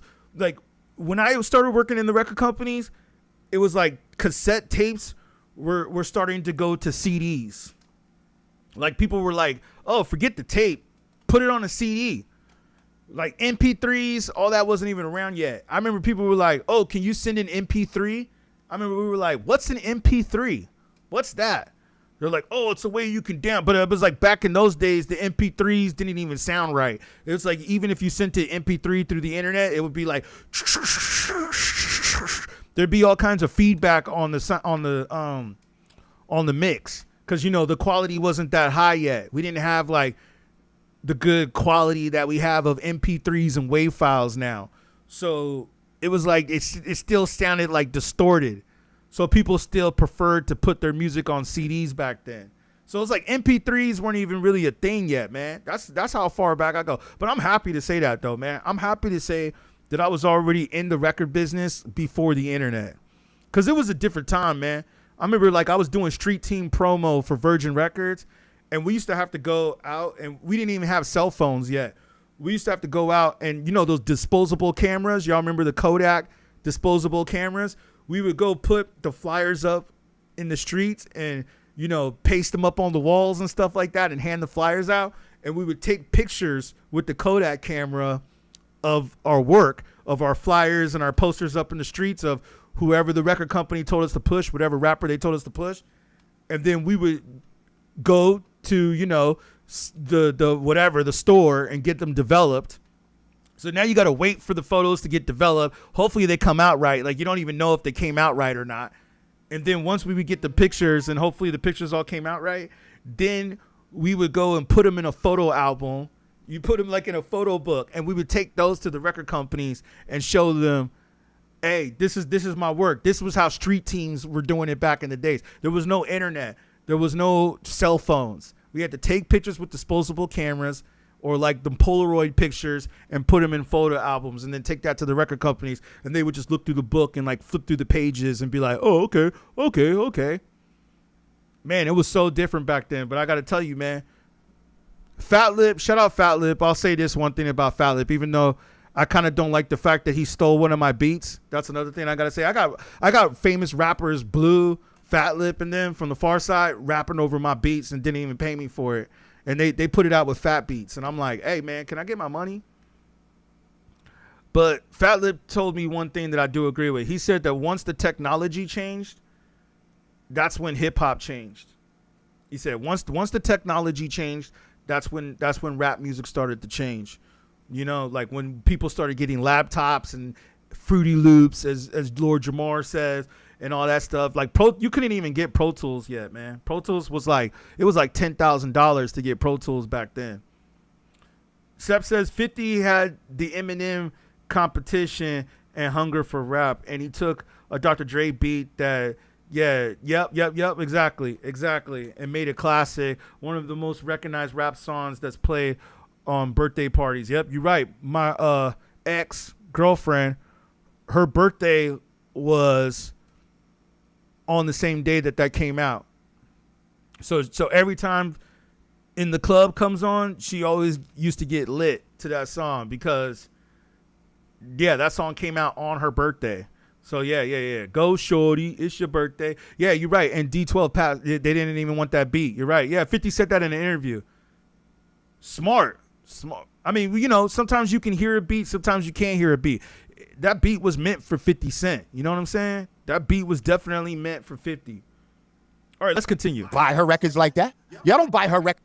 I'm glad my internet's still working. NBA Young Boy or some shit like that. Like, get the fuck out of here. I mean, you gotta understand there's a duality in music. When people make music, when you make music for humans have a duality. So there are times, for example, Lord. And I want to say thank you guys for supporting the stream. I really do appreciate it, man. Cause I'm gonna start doing these every day and doing these as much as I can so I can combat academics. Cause academics, he's not a real hip hop head. He's a paid informant. You know, we'll talk about that in another stream. But academics is definitely a paid informant. I not like some of his stuff, but I gotta say, man, that dude, after he got the OVO chain from Drake, That's all he be talking about now. It's just Drake this, Drake that. It's like, dude, there's other things going on in hip hop besides Drake. You know what I'm saying? Oh, okay. Seth Heffernan says you were part of Dre's street team when he started Aftermath. Shout out. Okay, word. Yeah, I got Eminem on cassette tape over there. I'm gonna frame that. I think I'm gonna frame the Eminem tape and put it on my wall because I got his well, it was after the Slim Shady. It was the Marshall Mathers one, but Eminem still was like kind of still proving himself at that time. This was before Marshall Mathers came out. But you said you were a part of Dre's street team when he started Aftermath. They sent me a CD promo with some songs. It had a rapper on it, never heard of, called Eve. Yep. She's the one who brought Scott Storch in too. You know that, right? Eve was the one who brought Scott Storch in. The song was Eve of Destruction. Yeah. She was supposed to be signed to Aftermath, but then she went to Rough Riders, right? She finally released her first album. That song was done when she was on Aftermath. Listen to the lyrics of that song, and it will make sense. I will go back. I mean, I like Eve. Eve was always dope. You know, Eve was on the Roots song, too. The You Got Me that won a Grammy. She never really got her credit for it, but she said she was supposed to be in the video, but for some reason she didn't get in the video. Yeah. You reminded me of something, too, I was going to bring up. Oh, yeah, y'all know Last Emperor? Y'all know Last Emperor, right? He's one of my favorite rappers, too. You know that he was signed to Aftermath? A lot of people forget that. Like, there was a lot of rappers like Razcast. They were signed to Aftermath before Eminem. Like, Razcast. So Dre was always looking for, like, an underground MC that he could explode with before Eminem. Because Razcast put out what? Ras Assassination? He put that out way before. Yeah, I mean, this is kind of historic. Ras Assassination. But the album flopped, I think. I don't think it did anything. Yeah, this album right here. Yeah, he put this out on Aftermath. But a lot of people forget that what's it called? Last Emperor. If you know Last Emperor. Last Emperor was on Aftermath as well. You know what I'm saying? Last Emperor was so dope. I met Last Emperor too, man. One of my favorite rappers when I was in New York. I remember we were doing a show in New York and Last Emperor came up and he was like, hey, man. He was like, can I get on stage?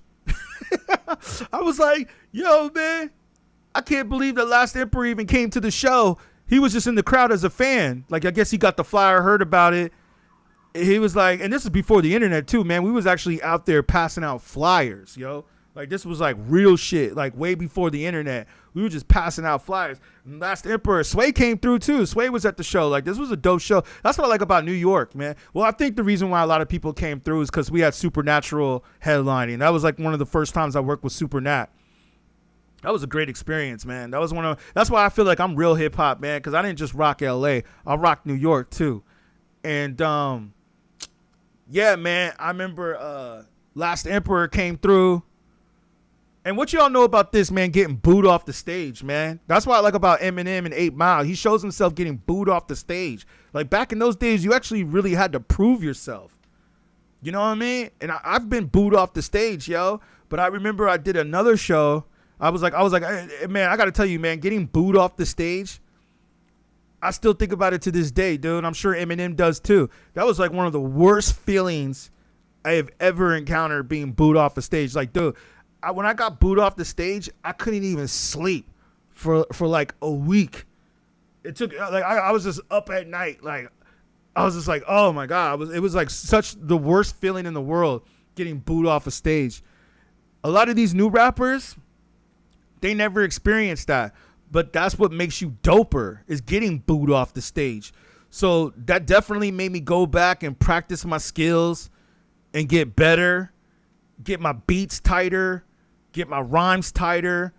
And then I went back to Project Blowed. If y'all know about Project Blowed, for those of you that are real hip hop in LA, y'all know about Project Blowed, Freestyle Fellowship. Come on. Like, yo, man, I went back and then they cheered me. They were like, okay. They, I went back and I was ready that time. They weren't like, yeah, it wasn't like the 8 Mile movie, but they were just like, all right. That was cool. I was like, okay. And then I went to New York right after that. And then I was like, I felt like I was ready after that. And then I rocked New York. But, yeah, Sway was in the crowd. Supernatural performed. But I remember, shout out to Last Emperor. Last Emperor was in the crowd. And I remember he came up to us and he was like, hey, is it cool if I kick a freestyle? We were like, yo, Last Emperor is like one of our favorite rappers, man. We were like, of course you can kick a freestyle, man. Yo, I got to go back and get this, dude. I got this on videotape, homie. I got it on VHS. Like, yo, man, like, let me pull up the archives. I'm going to start putting the archives on YouTube. I just haven't had a chance to convert all my VHS tapes into digital format so I can upload it to YouTube. But let me tell y'all, man, I got boxes full of VHS tapes of just some real hip hop, like Supernatural, Last Emperor, Sway. Man, we got a bunch of people, dude. Like Eminem, I think even too before he was really famous. I gotta go get them VHS tapes uploaded, man, ASAP. I think I can get it on eBay too. I think on eBay they have. If you guys know something, send me a link or send me an email. info@beatgrade.com. Send me an email of a VCR converter because I have VHS tapes and I want to convert those to to a digital format, MP4, so I can upload them to YouTube. Because I got some history on VHS, dude. I got J. Rue the Damager. That's right, too. Yeah, J. Rue the Damager came through. That's why a lot of people came through. We had a good lineup, man. We had Supernatural, J. Rue the Damager, and Self Scientific. Shout out Self Scientific. A lot of y'all don't know probably about Self Scientific. DJ Khalil, who's also a Dr. Dre Aftermath producer. Yeah, I know, Seth. I gotta upload that, man. I got some history on some VHS tapes, man. I got some history, dude. Like, I got history, homie. You're right. I'm about to start doing that. Thank you for reminding me. Most slept on 90s rapper was the DFC things, the hood, MC Breed. Yep. There ain't no future when you frontin'. MC8, of course, man. MC8, man. Compton. Wasn't MC8 on Kendrick Lamar, Good Kid, Mad City, though? I think Kendrick Lamar put MC8 on Good Kid, Mad City on the album. Shout out Warren G. I got a drop from Warren G. Of course, dog, rest in peace. Bushwick Bill. Yup. I got Bushwick Bill. All these people, it almost makes me, it's so interesting to me, like all these rappers that we're talking about, I've pretty much met and got drops from all of these rappers, man. It almost makes me feel like, sometimes I feel like I should be more famous than I am. But I'll tell you this, man. The way the internet is, I'll tell you right now, I don't really want to be famous anymore. I'd rather just have the fortune. Like Kweli says in one of his rhymes, give me the fortune, you can keep the fame. With the internet and what people are doing on the internet these days, I don't even want to be famous anymore, really. I guess kind of what I do, though, you got to kind of be famous. But to get known, to get money, you got to be kind of famous in this business. But, man, what they be doing to rappers these days in the industry and the cancel culture, it's almost like you don't even want to be famous anymore. That's the different part about hip-hop these days. It's like rappers don't even want to be famous now. Back in the days, you used to want to be, you know? All right, let's Lord continue. Jamar's be on his conscience. Just in life. Yup, and there's times when I love my gangster shit, too. Exactly. You motherfucking right. So people gonna make some King Von crazy story, but it also good. But see, the King Von if I'm at a party, I don't want to example. listen to, and God said, I'm at a party, I'm gonna turn up, shake that ass, bitch, and let me see what you got. And we had that too. And what I'm telling you is our shit was better. No. Our shake your ass shit was better than y'all shake your ass. No. No, shout out to Dartmouth. I do not remember that with Saphir taking out the hieroglyphics in the battle. I'll have to, like I said, man, I'm going to go back and look at these comments. You guys are making some great points in these comments. I'm going to go back and look at these comments to get the analysts right on this. But no, I do not remember hearing about that battle. But shout out to the hieroglyphics, man. Shout out A+. A+ follows me on Twitter. So A+, come on, man. This is how we chill from 93 till. I mean, that's Souls of Mischief, but Souls of Mischief is part of hieroglyphics. Shout out Dale. I love the hieroglyphics, man. One of the best West Coast rappers from the Bay, but still. Shout out Opio. All those dudes were dope, man. But yo, what's it called? Yeah, A+ has one of my favorite lines in rap. He said, if you're so dope, why aren't you signed yet? Because everybody used to always like back in those days, you used to want to be signed. Put my hands up on it. That's how hip hop has changed, man. Cats don't even care to be signed anymore. Do the flow. Fucking ludicrous. Hydraulics. That music. I wanna lay on your head with your toes, and I wanna move from the bed down to the floor. That's my point. You had to say, like, for example, I'm gonna give you a good example. Eazy-E, Boys in the Hood, ain't nothing but King Von Crazy Story. Same damn songs, two different eras. Every song you got in your era, you I can didn't love find that song in Eazy-E this like era. that. See, you know, Eazy-E, that's some your West era. Coast shit. That's your era. It doesn't Not matter. the I era. don't have to own every Not fucking the thing era. from my era. But Yo, Brand Nubian came out in the 90s, right? Let's just fact check that. But yeah, they did. Because I was a Brand Nubian fan when I was growing up. Brand Nubian came out in the 90s. So he keeps saying that's your era. He's bringing up the 80s. It's like, I mean, Easy and all them, they did drop albums in the 90s. Come on, man. Ice Cube, America's Most Wanted, classic, dude. I didn't hear one person bring that up. But yeah, Brand Nubian came out in 1990. So they were right on the cuff. But here's the thing. Us own everything from our I think era? they really I think they got big after that because it wasn't Grand Poobah in the group then, and then Grand Poobah left. It says that they are one of all of the established group as pioneers of the golden age of hip hop. No. Every- You want to own everything. Every forever. single But here's song what you find in your era, you'll Here's find what in I this will era. say about an Eazy-E and all that is that them motherfuckers in the West Coast had to come up the same way that I'm talking about. Is that they had to fucking make some shit that people around their hood, around their area was fucking with before they was able to move on and start making records and get to a level where they could do what the fuck they was doing. They couldn't just circumvent that. Like, you got motherfuckers that make records now that never been outside. Let's keep it real. They never fucking made and when I say That's the outside, point I was they never making. fucking went and did a show in front of anybody. They've been making fucking little records on their phone and shit, rhyming into their fucking phone and fucking Fruity Loops and all this fucking bullshit. And then they fucking You don't like Fruity Loops because it got fruity in the they- name. That's why you don't like and Fruity then Loops. That's why you tell the truth. Look, Jamar, I know you don't like Fruity Loops because it got fruity in the name. I That's don't why you like Fruity Loops because it started as a kiddie type of shit. It's developed from there. But anyway, Yeah. But that's funny. But what I'm saying is, a lot of times they're able to bypass the experience that we were forced to go through, which is to actually get out and be in contact with the people. And that's just kind of a sign of the times we live in. It's the internet. With the social media has made people antisocial. Like, we had to get out there and really fucking be in contact and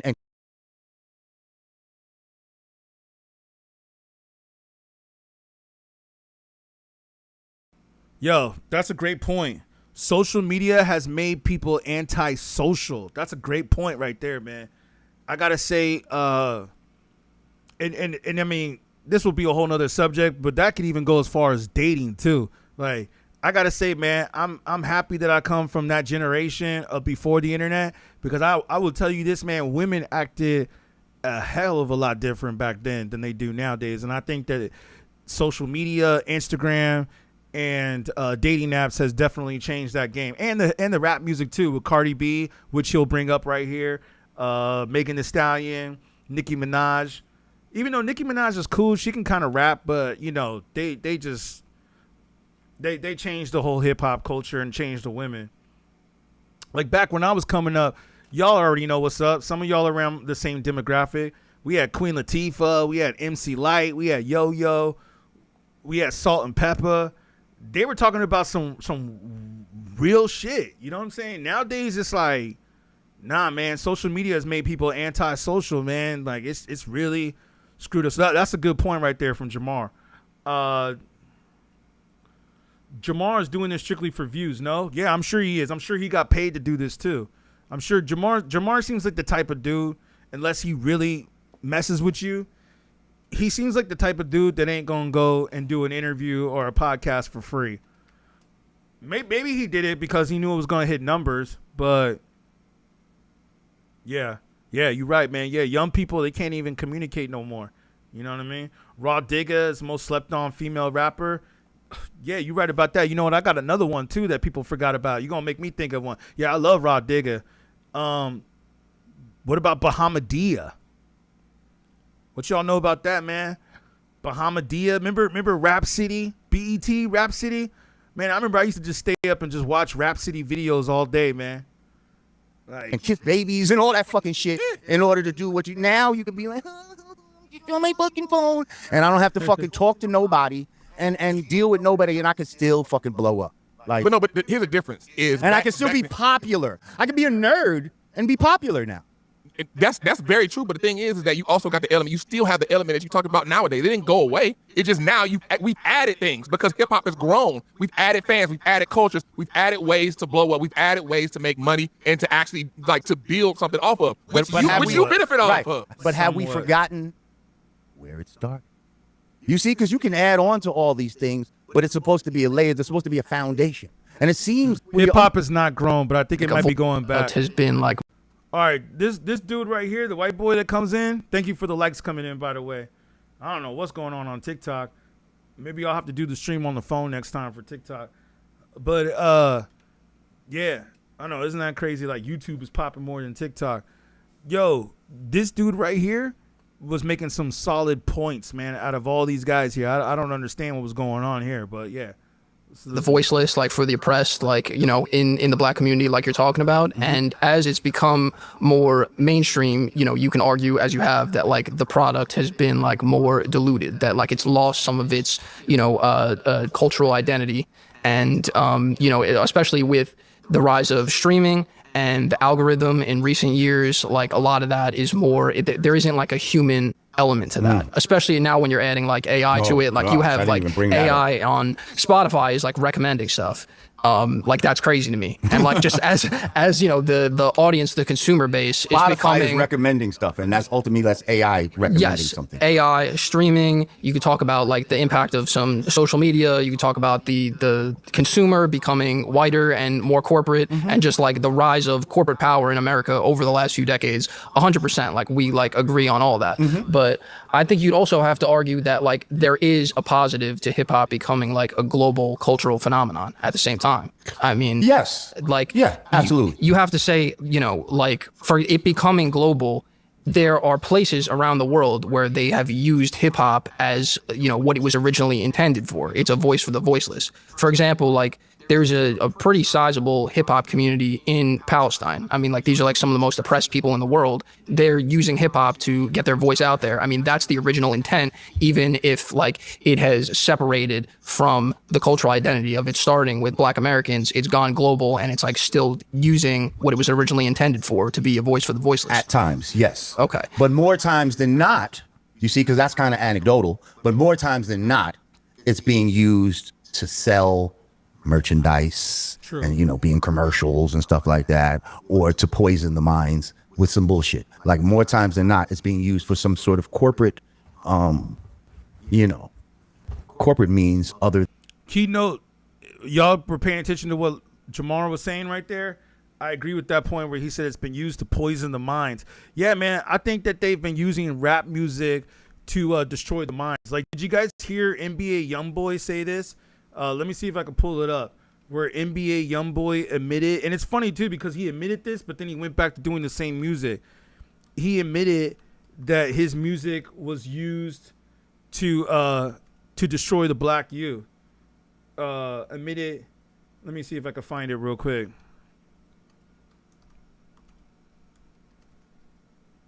Or like not that he admitted it was trash, but he admitted that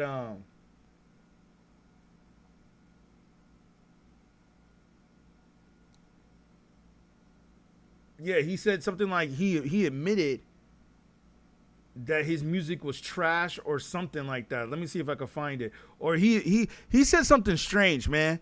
Like he said that he admitted that like his music was made to like destroy the black youth, and that the record company straight up told him straight up that this is what you're going to be here for. We want you to do this. Like, kind of like in a way, like he said that he was signed by the Illuminati. Like he kind of went on to say that he was, or that his music was satanic or something. Let me see if I can find that. It was an article I found. I think I did a video on it way before. I think I did an article, a video on it, but let me just see if I can find it real quick. Yeah, in Complex. Let me see if this was it. Yeah, see this part right here. Here we go.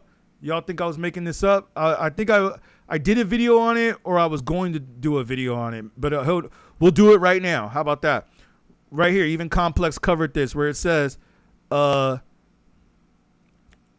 Boy says that he admits, or sorry, let me pull it up right here, on choosing to be part of the demonic music industry. So like he admitted that his music is demonic. So that's the funny thing, or it's not really funny, but some of these rappers are aware that their music is negative. You know what I'm saying? Young Boy admits to being part of demonic music industry or part of the demonic music industry. You see what I'm saying? So it's like, again, Soulja Boy, same thing, man. I think the A&R who said that he signed Soulja Boy said that he didn't even like Soulja Boy's music. He was like, man, Soulja Boy's music is trash, but he was trending on MySpace. So he was like, okay, well, I should sign him because of that. But yeah, man, I'm just saying, like, I think some of these rappers out here understand that their music is degenerate, and it's meant to, like Lord Jamar said, poison the minds of young kids. And I think mostly black kids or kids in the hood, like, you know, inner city kids of color. You know what I'm saying? Like, I think the white kids go and they buy it, but I think that NBA Youngboy and these other rappers that are out here, like Lil Durk. I mean, look at these rappers, man. Look at what happened to them. I mean, we don't even have to go through all of it, all the rappers out there, but look at what happened to a lot of these rappers, man. A lot of them ain't even here no more, or they're in jail. So it's like the industry is doing what they're doing. And this is another scary part that I should talk about, but this will probably be in another video, is that the record companies have actually admitted, or some people say in the record industry, that the record companies make more money off of you when you ain't even here, or if you in jail. So it's almost like they say that they want this to happen to the rappers because they're gonna make more money off of it. It's like you know what I'm saying? It's like Tupac. Tupac sold a few records while he was around, but then after what happened to him, he sold like 50 million records the next month or something like that. It's crazy how that works, man. Than the type of means that you're talking about. For instance, hold on, let me get to your comment real quick before I play this. Saffron said songs are shorter now, one verse, rap songs. Yep, you're right. I think Nas made that point too, where he said we used to come with 3 verses back then. Now they make songs shorter. Songs are becoming the new format, or the shorter songs are becoming the format. More strings, the shorter the song. If you have it on repeat because it's a hot song. Ye's newer album is all 1 verse, maybe 2. Yeah, you're right. I was thinking that too when I heard his album. Ye had some songs on that. You're talking about The Bully, right? Ye had some songs on that album that were like a minute long, or like a minute and a half long. I was like, man, I should just drop a new album right now. I like to go into my albums and like take my time and put 2 verses on them, or at least, or 3 verses. I feel like you got to have at least 1 or 2 songs that got 3 verses. But you're right. He had songs that were like 2 minutes. I think he had a couple songs on that album that were like a minute and 30 seconds. Like some of my favorite songs by Kanye on that album were like a minute and 30 seconds. Dartmouth says, ain't nothing wrong with hip hop. There's something wrong with society is all. Yeah, that could be true too, man. Well, you know, there are still gatekeepers out there, because like Sean Parker, you know, the former president of Facebook, who also created Napster, he went on to say that there's only really 4 people who run the record industry. And I think I know who he was talking about. I think it was Jimmy Iovine, Clive Davis, like some of y'all mentioned, and a few others. But we know the companies. It's definitely Universal, Sony, and Warner. Those are the companies. So, like, you know, but they don't just sign artists anymore or do artist development anymore. Now it's all about, if you're streaming and you're going viral, then Universal will come out and say, okay, let's give this person a record deal. Let's help push this person. Let's help, let's put some fuel to this fire. Let's help, like, get this thing going, because that's what the record companies can do. They can put the money into it to really push it. They got the connections. They know the people at Spotify. They know the people at the radio stations. They know the people on television. They got the resources, so they can push your music more. Soulja Boy and nursery rap of that 2007 era were the first large chip in rap's armor. I agree completely, man. I completely agree. Johnny Retro, shout you out. I appreciate you, man. You said mumble rap is not a compliment. Absolutely, man. Couldn't agree more. Could not agree. I hate mumble rap. And speaking of which, shout out to my boy who I told you about, who told me to come with this idea to do something like this. He said, and I agree, and we both agree on this, that Future is the most overrated rapper there ever was. Other than, like, I mean, I think people understand Soulja Boy's trash. I think Soulja Boy just had a couple of trends. But the fact that there's actually journalists out there, or so-called journalists, who say that Future is dope, he might have been the pioneer of mumble rap. And I got to say, that's not something to take credit for. I had a group that I put out back in the days called Dead Prez. Okay. Yeah, for sure. Them, right. So when they first came, I didn't know that Lord Jamar was behind Dead Prez. Did not know that. They had we had this tape, and they had this one song called Food, Clothing, and Shelter.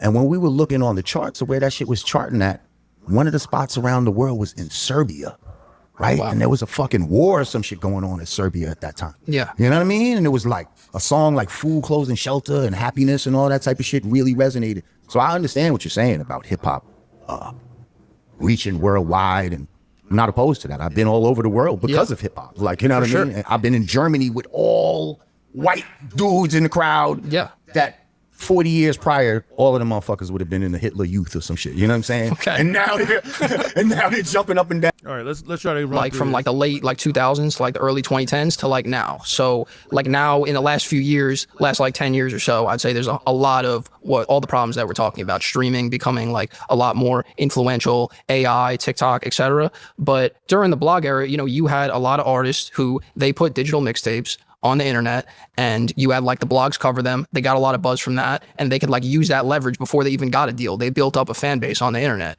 So I mean, isn't that they were really more connected to the fans arguably than like any other time? I mean, if you're talking about back in the 90s, I mean, just like comparing the journalism, the music blogs, which were so influential in the 2010s. 90s blogs, you're saying? No, I'm talking about in the 2010s. Like compare that to like The Source, where it's like it's really, there was a lot of like industry politics in that, more so than the blogs, and the mixtape era was like more for the fan. It became industry politics. You see what I'm saying? Like everything starts, yes, y'all will say evolution or whatever the case may be, even though he's right about The Source though, because I think that The Source gave Pitbull like 5 mics or something. Remember when Pitbull first came out and he was trying to rap? I think The Source gave Pitbull, let me see, how many mics did Pitbull get in The Source magazine? Let me make sure I put The Source magazine so they know which one I'm talking about. Yeah, when I saw that, and he was in the unsigned hype. That's right. He was in the unsigned hype. But when because he was down with Lil Jon. See if we could find the history. Yeah, but I remember hearing his raps because he was trying to be like Eminem, and then remember he couldn't make it as a rapper, so then he just went to reggaeton. He started doing reggaeton and stuff like that because he couldn't really make it as a rapper. But I remember when I heard Pitbull in The Source magazine and they put him in the unsigned hype, I was like, what the heck is this, man? What the heck is this? That's when I knew that The Source magazine was being paid off. That's when I knew Source was all about it was all about money at that point. It wasn't really about hip hop anymore. And that's probably why The Source fell off. Like The Source is actually an example of why you probably can't always do it for the money. Because I think that if they didn't, I understand you got to, hey, we got to pay bills. That's why I ask y'all sometimes. I mean, I hate to say it sometimes, Hey man, hit me on the Cash App, hit me on the stream, hit me on the PayPal. PayPal me at beatGrade. Cash App $, beatGrade, BEATGRD. You know what I'm saying? GRADE, beatGrade. Yo, man. But this is how we got to pay bills, man. We got to pay bills. So I understand the source had to pay bills, just like I got to. Man, let me tell you something. Like, I got to get up and go to work tomorrow. Here I am, still up. It's like 5 o'clock in the morning in the East Coast. About almost 2, 3 where I'm at right now. But I thank you guys for being with me right now, man. I know we up kind of late. I'm probably about to jump up out of here pretty soon, but not yet. We're going to keep it going. I like this discussion that we're having. I didn't realize that we were going to go this late.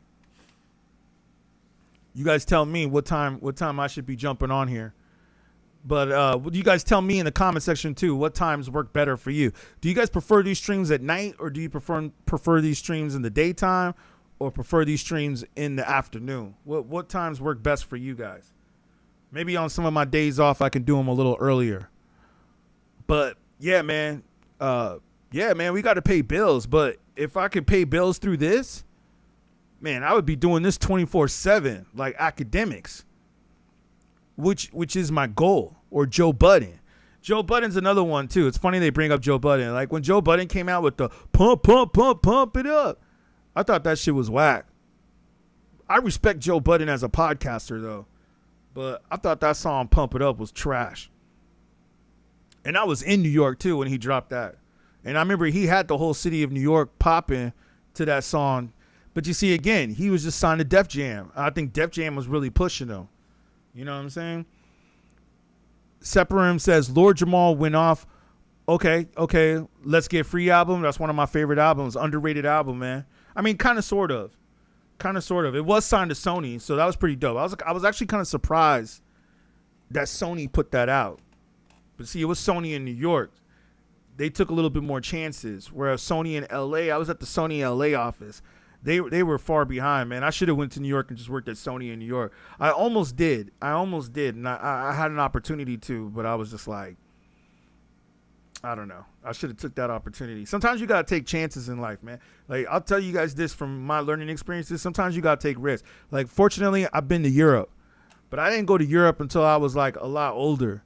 You know what I'm saying? I mean, I'm not old. I don't feel old. I still feel young. And I know I look a lot younger than I am. But I'll say this, though, that when I got to Europe, I said to myself, man, I should have went out here sooner. I should have been out here in my 20s, man. Because let me tell you something, man. Europe, it's like a whole different world, man. It's a whole different world. And the way they see hip-hop out there is so dope. Like, it's not like the way it is over here, where they care about who's selling more records and who's more mainstream. In Europe, they straight up care, like the UK, London, even Amsterdam. Amsterdam is dope, dude, by the way. Amsterdam's like popping, man. If you guys haven't been to Amsterdam yet, I suggest you go there. Like, Amsterdam is like a straight hip-hop city. Like, Amsterdam reminded me of New York, but it's like a European. Well, New York is really a European version or of America. You know, that's what, like I always tell people, man, if you want to see the closest part of Europe without going to Europe, is go to New York. But when you get to Amsterdam and all that stuff, you're like, oh, okay, now I see why New York is the way it is. New York really is just a copy of Europe. And that's what I'm saying, man. Like, in Amsterdam, that's why you notice a lot of these rappers like Kendrick Lamar, they all do shows in Amsterdam. And that's for a reason. Because, man, they get lit in Amsterdam. But not only do they get lit, they don't care about how many records you sell or who got the most streams. All they care about is it good music? And that's why I was like, man, I should have went to Europe a lot sooner, did what all these other artists, did what some of these artists did, especially these artists like back in the rock and roll days too. They would go out to London, get signed out there, get big out there, and then they would come back to the States with some money and some backing behind them. That's the way to do it, man. Especially back then, because that was before the internet. But yeah, man, when I got out there, I was like, I should have got to Europe sooner. So my point is that sometimes you got to take risks, man. Yeah. Let's Get Free album, though. Classic. I got that album, too, right here. Dead Prez is actually about to do a show in L.A. on this Friday. They're gonna do a show Juneteenth in LA. I might actually roll up to that show, but I'm not sure yet. I'm gonna try to see if I can get a press pass. Though I want to do media up in there. But yeah, they got a show this Friday in LA. I'm thinking about going to that. I think Vic Mensa is on it too, but I don't really care for Vic Mensa. I mean, he's cool. He's all right. But yeah, they're doing a Juneteenth show this Friday. The Pistol, that song was dope. Well, I was like hip hop, hip hop, hip hop. Who shot Biggie Smalls if we don't? You know what I'm saying? Like those lyrics right there, crazy. Yeah, you're right about that, man. They predicted it. They predicted that 1 year before it happened. Man, that's crazy. I don't know if I can say certain words on this stream, but great point, man. You're right, because Dead Prez, I remember that album, Let's Get Free. I still got it right here, dude. I got it on CD. That's a classic. I still got some of my CDs, man. Like, I never got rid of my CDs. I like having the CDs. I like looking through the booklets. Remember that when they used to have booklets and they put the lyrics on the booklets? I got my Method Man cassette tape over there where he's got all the lyrics. Like, you can open the cassette tape up like that, and it's got all the lyrics in the cassette tape. Like, I still like that, man. That's the one thing that these Gen Zers don't get, man, is that you can't do that with streams. You can't sit there and look at an album and like look at the pictures and read the books and read the lyrics and look at everything as you're listening to the album. Yeah, I don't know what homegirl was talking about when she said the ABC rhymes. Like, girl, she was in the wrong generation. I'm gonna go back and listen to that album though, man. Yeah.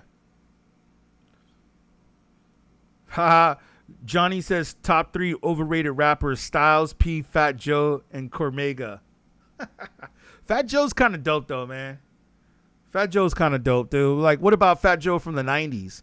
I know Fat Joe kind of changed his style a little bit, but come on, old school Fat Joe, when Fat Joe was fat, like when he was before the Ozempic or whatever you call it.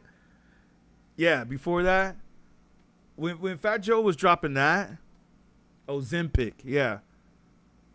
Early Fat Joe was dope, and then same thing with Styles P. Come on, man, Styles P's solo album. I get high. I get high. I can't even believe that's a Swiss Beats beat, which I doubt. And then We Gon' Make It. Speaking of Alchemist, Styles P had a dope verse on We Gon' Make It, even though that was really Jadakiss's song. But yeah, even though it's a Jadakiss song, Styles P had a good verse on We Gon' Make It. We gon' make it, which I feel is technically, other than Worst Comes to Worst, My Peoples Come First and Hold You Down, I feel like that's one of Alchemist's best beats, top 5 beats, which is on our beat top producers, yeah.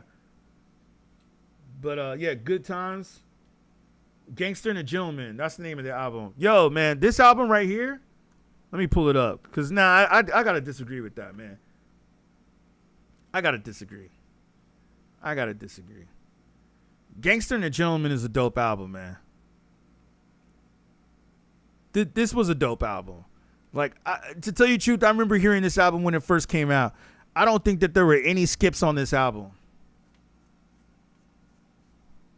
I don't think there were any skips. I'm going to actually go back and listen to this album, man. Good thing I'll do a rebroadcast of this stream. So I can go, because like I said, man, you guys are making some good points in these comment sections. So I appreciate y'all, man. But this album, I think, was a good album. I can tell you the top 3 overrated rappers, in my opinion. That's Playboy Carti, Future, and Lil Wayne. Well, I mean, I think everybody now is starting to realize that Lil Wayne is trash. But I've always said that Lil Wayne was trash. I like a couple songs by Lil Wayne. I'm not going to front. Like, there's a couple songs, and I give him props for, coming with the terminology, bling, bling, bling, bling. Every time I come around your city, bling, bling. I thought that shit was trash, though, when I first heard it. Cash Money, all that shit was trash. All that shit is trash. And it's funny, too, because I remember people used to hate on me when I used to say that. People used to be like, what? Except for all my underground homies. But all the mainstream people, that he was influencing and brainwashing, they used to be like, oh, Lil Wayne is dope. Look, what you talking about? Lil Wayne is the GOAT. Yo, man, let me tell you something, man. Lil Wayne is like not even in my top. I don't even think Lil Wayne is like in my top 100 rappers. he might be in my top 50 now. Maybe. Lil Wayne is not in my top 25. I'll tell you that. Don't ask me to name top 25 rappers right now, but I'm gonna tell you, like, if I put my research to it, I can name 25 rappers that are better than Lil Wayne. I could probably name 50 rappers that are better than Lil Wayne.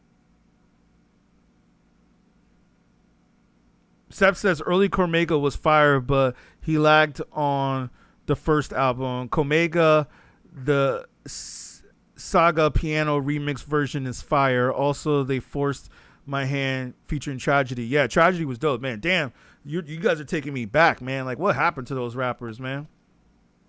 The Ghost song about his brother was highlight, no skips. I'm gonna go back and check that out. I liked Cormega, yeah.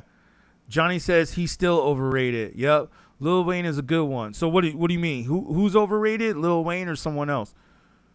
And people really wanted Wayne to perform at the Super Bowl. Yeah, I mean, it was in New Orleans. I think when he didn't perform at the Super Bowl, I think that's when it really hit the culture. I think that's when it really hit him. Like he was like, oh snap, I didn't get to do the Super Bowl. You know, I'm gonna tell you right now. You know the real reason why I think Lil Wayne didn't do the Super Bowl was because if you guys go back and you can YouTube this. This is actually on YouTube, and I think I did a video on this. He performed with Beyonce at SoFi Stadium, and I think Jay-Z was in the crowd. That was his time to shine. Dude came on stage higher than a kite, smoking a blunt, and forgot his lyrics. That is not a stage that you can forget your lyrics on. I understand that it can happen sometimes, or you might forget your lyrics, or something happens, or this or that. But come on, man, you're on stage with Beyonce at SoFi Stadium. That's not a show that you come too high. Like, that's a show like where you should come on point, do your lyrics, perform your lyrics. You can YouTube this. It's on YouTube where he forgets his lyrics. Should I pull it up? Yeah, I should pull this up. Because when people keep saying that Lil Wayne is good, I have to remind y'all of the Beyonce concert where he forgets his lyrics. And it's just completely unprofessional. It was completely unprofessional. And I like, if he was doing some like rinky dinky show and it was just like at some club or some place like that, I'd probably be like, look, there's multiple shows where he forgets his lyrics at. I think he forgot his lyrics at a WWE performance too. Right? Look, E.T. even did a story on it. Let me see if I can find it. He might have tried to get that taken off of YouTube. But he's like, whatever. He's just like, whatever. He's high right now. He can't do it. Sorry, y'all. And then he walked off the stage. I was like, that's so unprofessional, man. So unprofessional. And like I said, man, I can understand if it was like some show at some club and he was just like, okay, yeah, whatever. But the fact, I think this might be it. But the fact that he did it at a Beyonce concert and I think Jay-Z was in the crowd, I think that's why Jay-Z didn't book him for Super Bowl. I think this might be it. I'm not sure. No, this ain't it.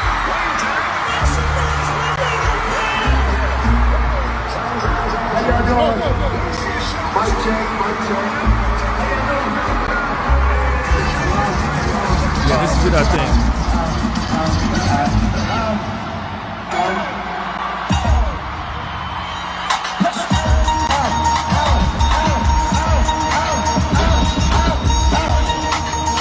Let me fast forward it because I don't want to get this copyright. Hold on. I don't want to get it copyright, but I think this was it at SoFi. Hold on. Okay, you got a delay on the mic. Okay. I gotta work with the delay. Okay. I want to see what people are saying. I have to figure it out. Let's go.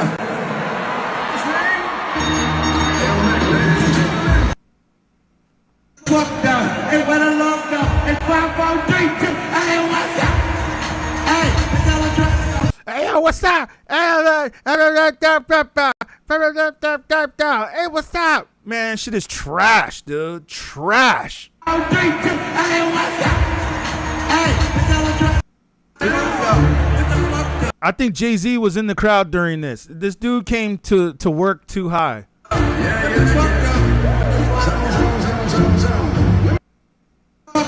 Hey, what a love.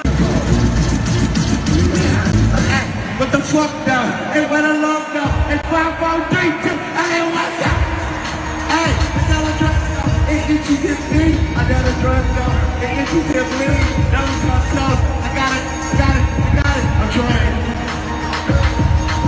He said, I'm trying. Yeah, that was trash, man. That was trash. I always knew that Lil Wayne was trash. Oh, yeah, that was the riots. Don't Next forget. thing we know, here comes I'll just play this real quick for context. diesel fuel with the capacity. Don't forget the tanks rolling through South Central. But yeah, that was trash. I always knew that Lil Wayne was trash. And I think everybody is starting to come to realize it now that he's really trash. Even Russ said that on Twitter. He said that he used to love Lil Wayne, but he said now going back and looking at his lyrics as a rapper, he said on Twitter that he said Lil Wayne wasn't really talking about nothing.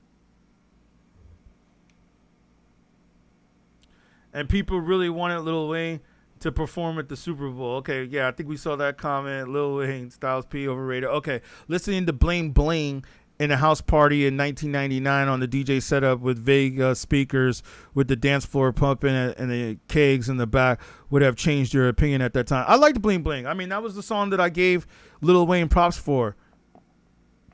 Yeah, he can't perform live. And in my generation, in order to be considered a good rapper, you had to know how to perform live. I mean, isn't this what ruined Milli Vanilli?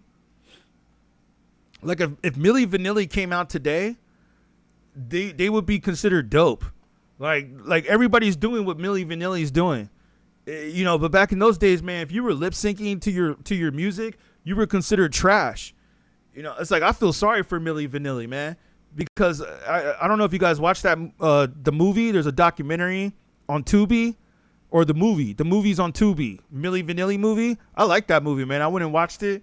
I actually liked it better than the Michael Jackson movie, to be honest with you. I mean, the Michael Jackson movie was all right, but it was missing a lot of details. But yeah, I was like, man, Milli Vanilli, if they were to come out today, they would probably get so much more respect because, I mean, even though they weren't singing the songs, so that is a difference. But people lip sync live all the time now to their lyrics, man. I was even watching Central C at Coachella. He pulled his phone out and he started reading the lyrics off of his phone as he was rapping and performing. I was like, is that where we're at now? All right, let's continue before I'm on this stream till the crack of dawn. Let's continue. That's a whole other concept. But yes, things morph into other things. You see what I'm saying? Like The Source started as a great fucking magazine that really represented hip hop, that was by real hip hop fans. It had a great outlook, but over time, money and all of that started to infect it. And then it became 100%. That's a negative bullshit of that era because like you had, you know, albums that were supposed to get 5 mics that didn't get 5 mics and vice versa. I mean, point. You know, and like the music blogs like on the internet in our era, I mean, this kid right here was the smartest kid on the panel.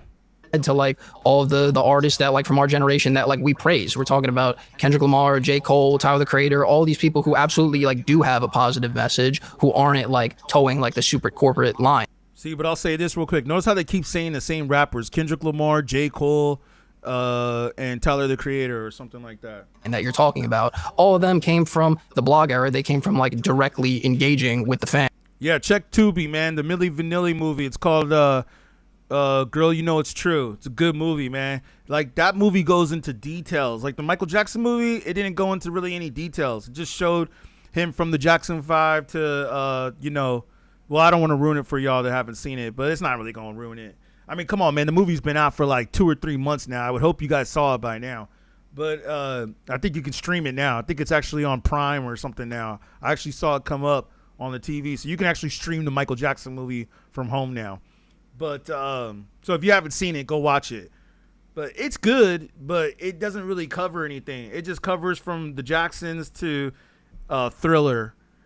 That's it. It doesn't really talk about anything deep or anything other than that. It doesn't show the woman who was the stalker, why he wrote the song Billie Jean. I mean, they should have at least told why he wrote the song Billie Jean, that Michael Jackson had a stalker. That's why he had the song. But the kid is not my son. Like, that's what it was about, man. They didn't talk about none of that. But the Milli Vanilli movie is good. It goes through all the details. Kind of like Straight Outta Compton. I was just watching Straight Outta Compton the other day, too. That's on Tubi right now, too. Tubi got some good movies up, man. They got some good movies up right now, man. They're like good, like, musical biographies up, too. Biopics. I think because of the Michael movie, they put up a bunch of biopics, musical biopics. I like those types of movies. Eminem lip sang, and I think they got 50 Cent's movie up there, too. Eminem lip sang anger management tour in San Diego with some ad-libs and shout-outs here and there. I was so disappointed, shaking my head. Wow, I'm surprised Eminem did that too, because he must have not have been feeling himself that day, because usually I've seen Eminem too. I saw him at Coachella. He rapped his lyrics at Coachella, so I give him props for that. I actually have it on YouTube. You guys can watch that for research purposes. I have some clips of the Eminem performing at Coachella. Back in, like, I forgot what year that was. It was a little while ago now. It was probably like, almost like 10 years ago. But Eminem actually rapped at that show. So he must have just not been feeling himself that day, because, you know. But I get you, man. When they lip syncing, that pisses me off too, man. And versus, you know, the source. I mean, there was a lot more politics in that compared to in our era. Okay. It's like, I'm going to be honest, like, as far as bloggers and all of that, I'm not. You know, I wasn't into that type of shit. Like, yeah. And then you got to go into now, who are these bloggers? Where do they come from? What's their point of view? And again, I'm saying talent wise, when you look pound for pound, yes, there are talented people in your era. 100%. But when you really talk about the golden era of hip hop, when you talk about, you know, from a Run DMC to LL Cool J to, you know, Biz Markie, you know, Kane, Rakim, like Nas, like all these Biggie, Tupac, like my era is like overrun with super talented. No, you're gonna say though that like we're only mentioning like a couple people and so, but like I'm putting Kendrick like in the same league as all those people I you just hear named. that, but what I'm saying is, look how many I can name from my era, whereas as far as talent-wise, there's a few go-tos that y'all can go to, but it's not as many. And they're the biggest people of our era, though. And we had groups. Like, that's another thing. Like, there's been a lot of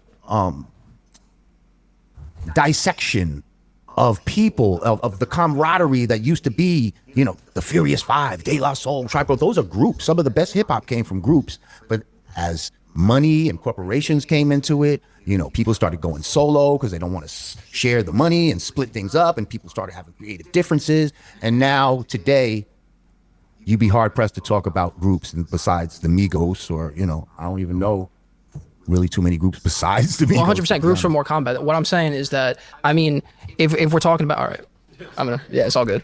I'll come back. Thank you for showing them how to be respectful when you do. It doesn't have to be a fight, guys. We're just debating. Today's episode is sponsored by the Red Panda Stock Club. So, yeah, man, I respect some of these takes.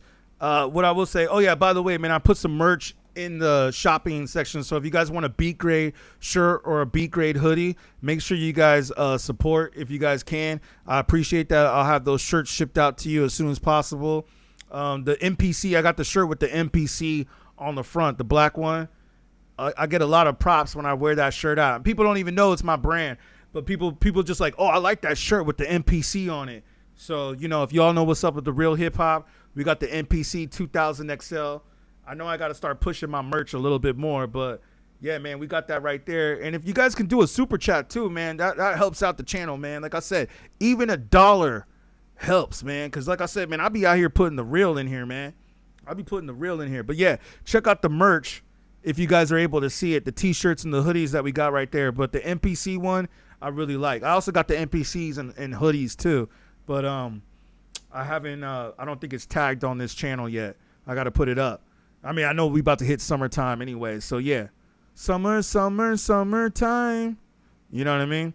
But yeah. All right, let's continue. Around all parts of New York City at that time, that we are the ones, even though there were other people around us, Puerto Ricans and Jamaicans and any other people, you know. I think some of these points we can skip. Some of these points were just kind of stupid and meaningless. That could have been around us. We were the ones that started this and drove the culture. Prove me wrong. I will have to disagree. I would say that y'all rooted and created it and like made it traditional, of course. However, I believe that in the 1970s, youth from the Bronx are the ones that created, meaning African Americans and Afro-Caribbean immigrants that were talking about it during that time, you know, the events that were happening. I believe it was the youth of the Bronx. This is what Fat Joe was trying to say. This is where I will agree with you. I like Fat Joe as a rapper, but like Jamar said in one of the interviews, he said, I think it was actually your boy DJ Sad, Vlad, aka Vlad, aka yeah. He said in that interview, they call him Cap Joe, not Fat Joe, but Fat Joe was out there trying to say Puerto Ricans started hip hop too. Like, get out of here, man. No disrespect though. Shout out to the Puerto Ricans though, but it's like, come on, foundational Black Americans. Yes, I'm the foundation of Black Americans. Why? First of all, why do you feel it was the Bronx? Number one, because that's what you heard, right? I believe it's the Bronx. Yes, hip hop created and started in the Bronx. Okay. Well, I was born in the Bronx. Shout out to the Bronx. Shout out to the Bronx. I'm from Queens, baby. Hatred for the Bronx, but some people would. All right, here. What we there is a difference between accessing a video. Yeah, I mean. Yeah, I'm gonna go back and listen to this album too. By the way, Styles P. Like I said, y'all gave me some good albums to go listen to. You know what I'm saying? Not NBA YoungBoy though. I'm not gonna listen to that. I can't stand NBA YoungBoy. To be honest with you, I don't even know what the heck he's talking about. You know what I'm saying? Dispute that, but I'm not going to get into the disputing of it. Now, when you say Afro-Caribbean people, right? Because yes, people like Kool Herc. We're from Jamaica. Grandmaster Flash has a Bohemian background. But let me ask you this. Africa Bambaataa. Wow, crazy. What specifically inside hip hop could you point to and say that comes from Caribbean culture? That comes, like the Puerto Ricans put that into hip hop. The Jamaicans put that into hip hop. Name some things. Specifically, like songs or like no. Okay. I mean, like when cultural you're DJing, wise, when DJ Kool Herc, when he was DJing, right? That's like when he put the breaks in. That's a form of like, you know, cultural influence because that's from Jamaica. No, it's not from Jamaica. The breaks. It wasn't from Jamaica, man. It was like James Brown breaks, who was from America. I like that's what I said, man. Like, where did they find these people? Did they put these people on just for like rage bait? They don't even know what the hell they're talking about, or are these people like paid actors? That's what I'm wondering. When he did that, no.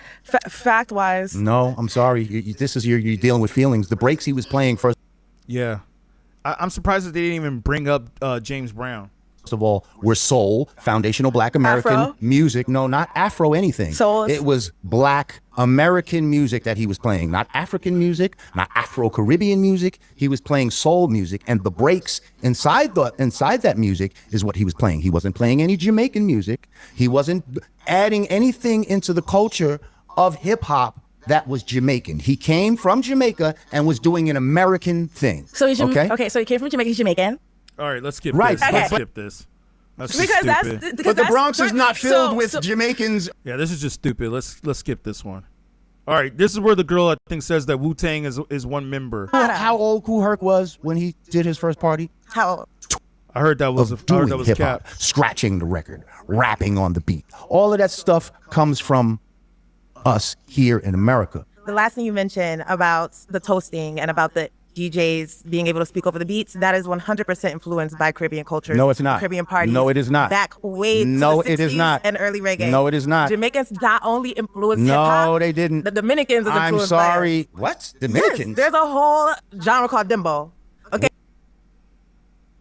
Relating with the big sound systems in Jamaica and all that was Yes, doing. if that's his family. No, that wasn't his family. That's not what he He's was Jamaican. doing. You're making shit up. You're doing things because you're being emotional right now. And you're just not dealing with facts. I'm sorry. What Kool Herc was doing was emulating what people like Disco King Mario from the Bronx was doing already. Okay, playing breakbeats out in the park and all that stuff, and bringing your equipment out and type of stuff. That was not. Let's put it in perspective. It's not clicking. It's the 70s in Jamaica, right? Yes. Certain places in Jamaica didn't even have electricity. Certain places. Let's keep it real. True. Bringing what you took from there back to where you live at. And what I'm saying is that's not what he did. You're going to bashments and you're going to parties. There was no bashment. That's not what it was. This was not a bashment. This was a hip hop party. Okay, and you the don't hip think we hop. party the same like them? Huh? You don't think they was partying the same like What them? I'm You don't think saying no is influences there's crossed nothing over? Jamaican inside of hip hop. That's There's very no false. Jamaican customs. Biggie is Jamaican. You can't ignore the It fact that doesn't so matter many that people. he's Jamaican. I wanted to find the part about Wu-Tang. I stated that. You know what the Jamaicans look like.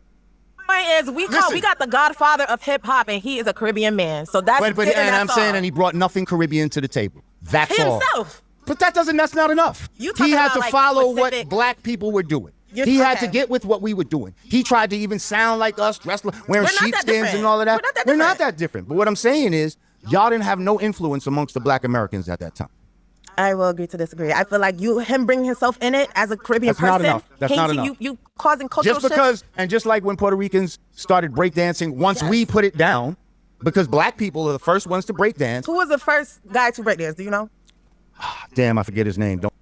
Who knows if it was Crazy Legs? But Till the Crazy time Legs was the when first one to cameras make it came to famous. hip-hop. And so now this is when Was it Lee and Beat Street from New York Breakers? Movies and Beat Street. And, Yeah, Beat Street. That's one of my favorite movies, by the way. I remember growing up, we was watching Beat Street all the time. You know what I mean? Certain shit like that. So now the Puerto Ricans was like, well, okay, we doing this shit now. So now they're spinning on their fucking back. And now everybody thinks that they created breakdancing, but they didn't. Yo, I wanted to The find leads the are part broke. where You just don't understand. They don't have. Maybe it was in the first part. I wanted to find the part where she said something about Wu-Tang. Man, that freestyle though by Eminem. I'm glad you guys. Basement is a hospital patient, storming the dead bodies in grandma's little basement. Dr. Kevorkian is a ride to perform an autopsy on you while you scream, I'm still alive. Driving a rusty scalpel in through the top of your scalp and pulling your Adam's apple out through your mouth. But I called the fire department, I've hired an arson to set fire to carpet and burn up your entire apartment. That was when. Yeah, that's when that's when Eminem hit the radar. And he was like, ha, ha, ha, ha. All right.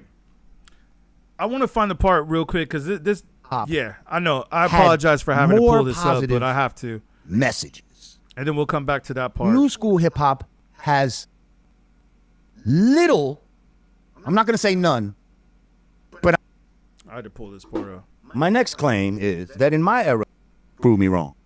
Hi. Hey, Coco. What's up? So yes, my era. I'm just going to reiterate with you. All right. I say that my era I just had have to play this more part real quick.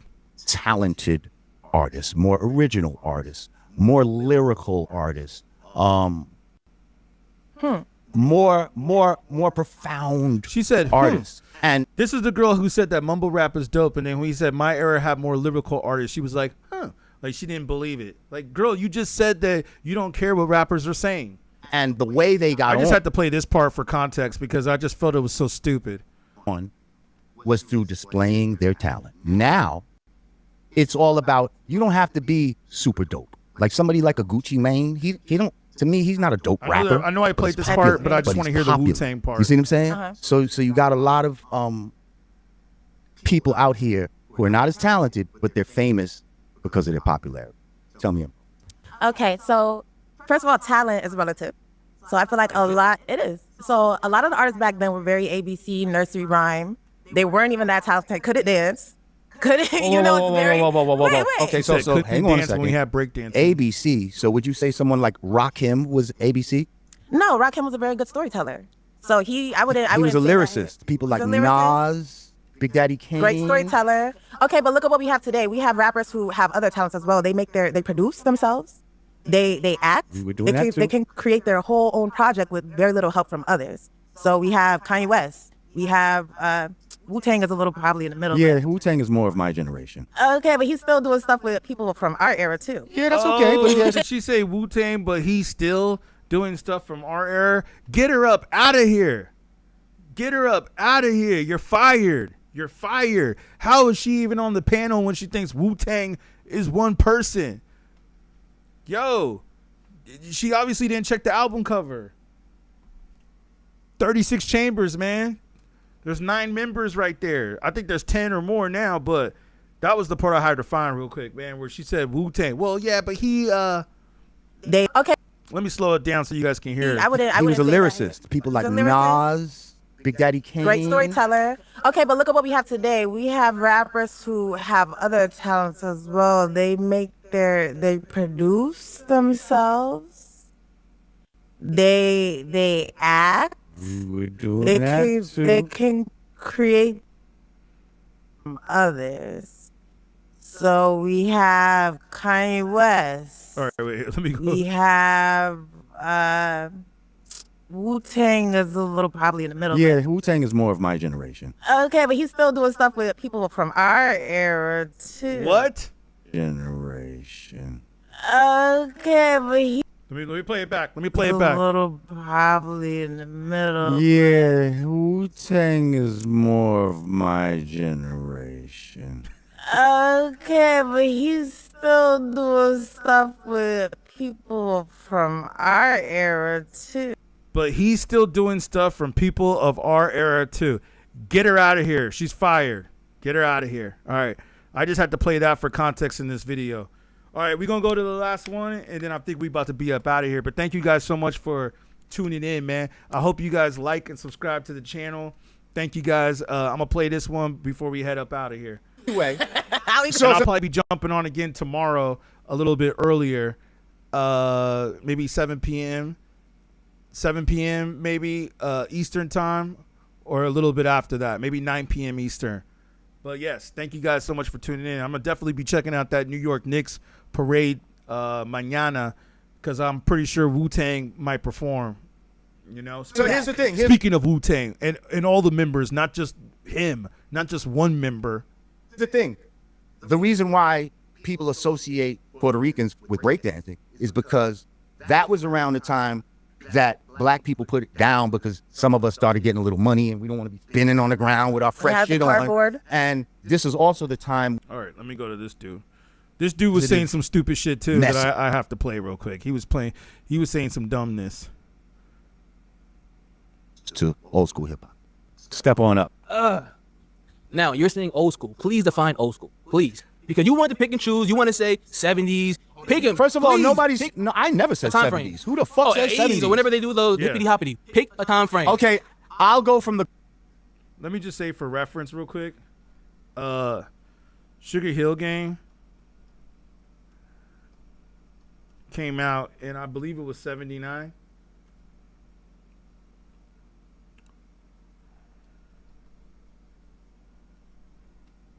Rapper's Delight, that came out in 79. So it wasn't even technically the 70s. It was technically the 70s, but it was 79. So we were going into the 80s. So it's just like, this dude's acting like hip hop was around in 1975 or something. Like, even though hip hop started in 73, but I mean, you're right. You had people rapping in the parks and passing out mixtapes, but we can't really consider that, man. We got to start hip hop in the 80s. You know what I'm saying? The golden era, right? If you want me to pick a time frame, I'll say from. I'm just gonna play this last segment right here because this was a pretty interesting argument or debate. It wasn't even really. It's just, I don't know. It was kind of dumb and interesting at the same time. 85 to about 95. 85 to 95. And you're saying that there's more positive? And I'm saying there's more positive messages that you can find in hip hop, such as, be original, don't bite. Like 10 Crack Commandments. Black Power. Hang on, bro. Okay, Hang on. You're right. Because of course there's gonna be negative shit. You're gonna be able to find somebody from my era and say, yeah, he had some negative shit. Yes, I agree. But what I'm saying is there was more. When you have is this dude talking trash about Biggie? That's blasphemous, man, in my opinion. I feel like there's certain rappers, if you don't agree, or hopefully y'all do agree if you're watching this channel, there's certain rappers you just can't talk trash about. That's Wu-Tang. Yeah, that rapper, right? Nah, the group Wu-Tang, Nas and Biggie, and somewhat Pac.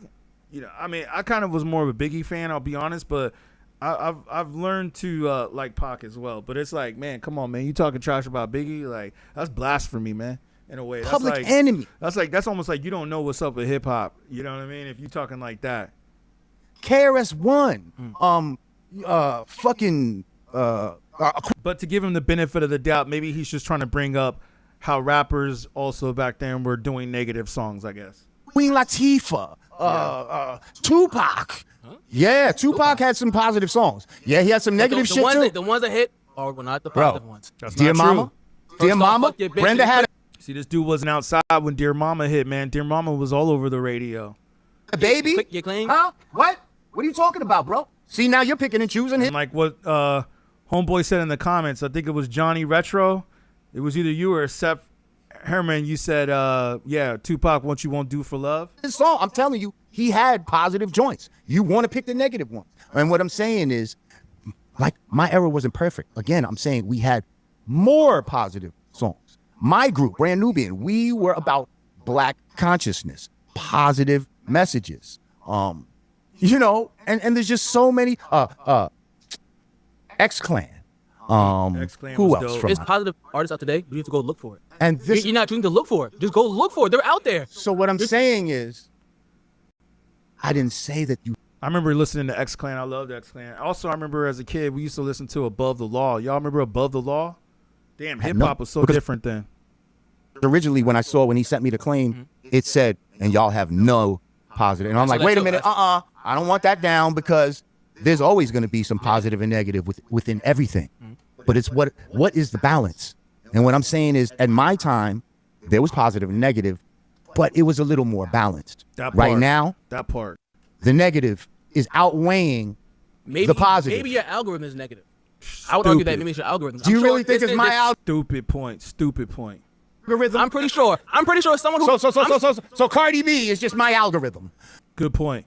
That was the part that I really, I wanted to mention was, yeah, back in those days, even though we had negativity in the rap music, like in the 90s, I'll say, I'm speaking specifically like in the golden era, we had more of a balance. But like we said, man, we went through the albums in 95. We went through the albums from like 92, 93 to 95, 96, 97. A lot of those albums in 95 were not negative. Even though they were talking about street stuff and what was going on in the streets, I wouldn't necessarily consider it negative. I would just consider it that a lot of these dudes were from the hood. They were from Queens, the Bronx. Brooklyn was hood at that time. It's been gentrified now. Same thing with Compton, South Central. For the record, Ice Cube is not from Compton. Some people think Ice Cube's from Compton. Ice Cube is from South Central. Even though I know Straight Outta Compton portrays like he's from Compton, but Ice Cube is from South Central. But still, that's why he did the movie Boys in the Hood, but which takes place in South Central.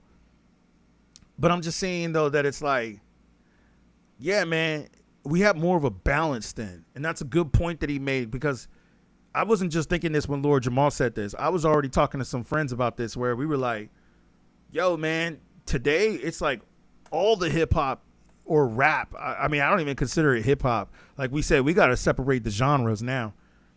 That shit is just trash. It's trash rap. That's what I call it. A lot of it. And so much of it is just negative and ain't talking about nothing. Ain't talking about nothing, man.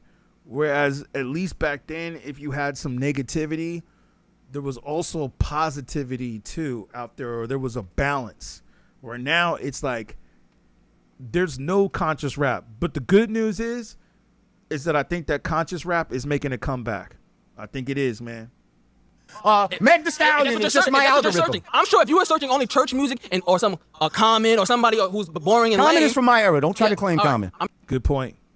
I'm pretty sure if you were only searching up conscious music, I'm pretty sure Cardi B wouldn't pop up on your timeline. It wouldn't pop up. It's not about me searching. See, I shouldn't have to necessarily search. That's a dumb comment, man. Everybody knows who Cardi B is, man. Cardi B be pushed all throughout the algorithm, the industry. She be at the Met Gala. She be on E! Entertainment. She be on TMZ. Cardi B is all pushed throughout the algorithm. and it's funny too because she even admitted to going around drugging men and robbing them and stuff, and then she gets praises. But that's another story. That's the whole feminist agenda that's being pushed too as well. Like if a man did that, they would try to cancel him and put him in jail right away. But if Cardi B does that, she's rewarded as a strong woman. I remember one girl had said that to me once. I was like, damn, I already knew when she said that, I already knew it wasn't going to work out. I was like, if you believe that that's being a strong woman, drugging men and robbing them, and you think that that's powerful and empowering, nah, there's something wrong with you. Search for this and that. Yo, not to mention that they made a movie about it, Hustlers. For an algorithm to come at me. I'm Crazy. saying what's popular in your generation right now has less positive messages than my era. You will say, oh, we have positive messages like, make money and Yeah. you see what I'm saying? Get on the internet and Be get a independent. bag. Be independent. Be independent. F right. the label. But at the end of the day, F the label. huh? We're saying F the label. Yeah. Back then they were getting F by the label. Yeah, you're right. Because of now we have information with the internet. That's a whole other claim. That's a whole other time. Right, but see, so That you're was independent right there where but he you're not. said you guys were getting F by the label. Now we're saying F the label. That was the only solid point that this dude made. That was the only solid point. Not using that independence to really have an independent voice. You're independent and still rapping about corporate shit. Still rapping about shit that's not uplifting us as a whole. Good point. You're still rapping about wet ass and stupid shit. Why is that bad? That's stupid because we don't want our daughters to be listening to that type of music. So yeah, man, I think we got the point. I'm not sure what this other dude came on and talked about. I don't think he really said anything. But yeah, man, crazy. Let's see if we can play it real quick. Let's just skip this ad. My bad, y'all. I don't have a YouTube Premium. But we'll come back. We'll come back to this later in a segment. And, I might do a part 2 on this. So you guys let me know if you guys want to see a part 2 on this. But I think we pretty much covered it. Like, this is pretty much the end of it. And we've been on for about 3 hours. So I appreciate y'all that are still up with me. I know it's a school night. So thank you guys so much for watching. Hopefully I was able to shed some light on this chapter.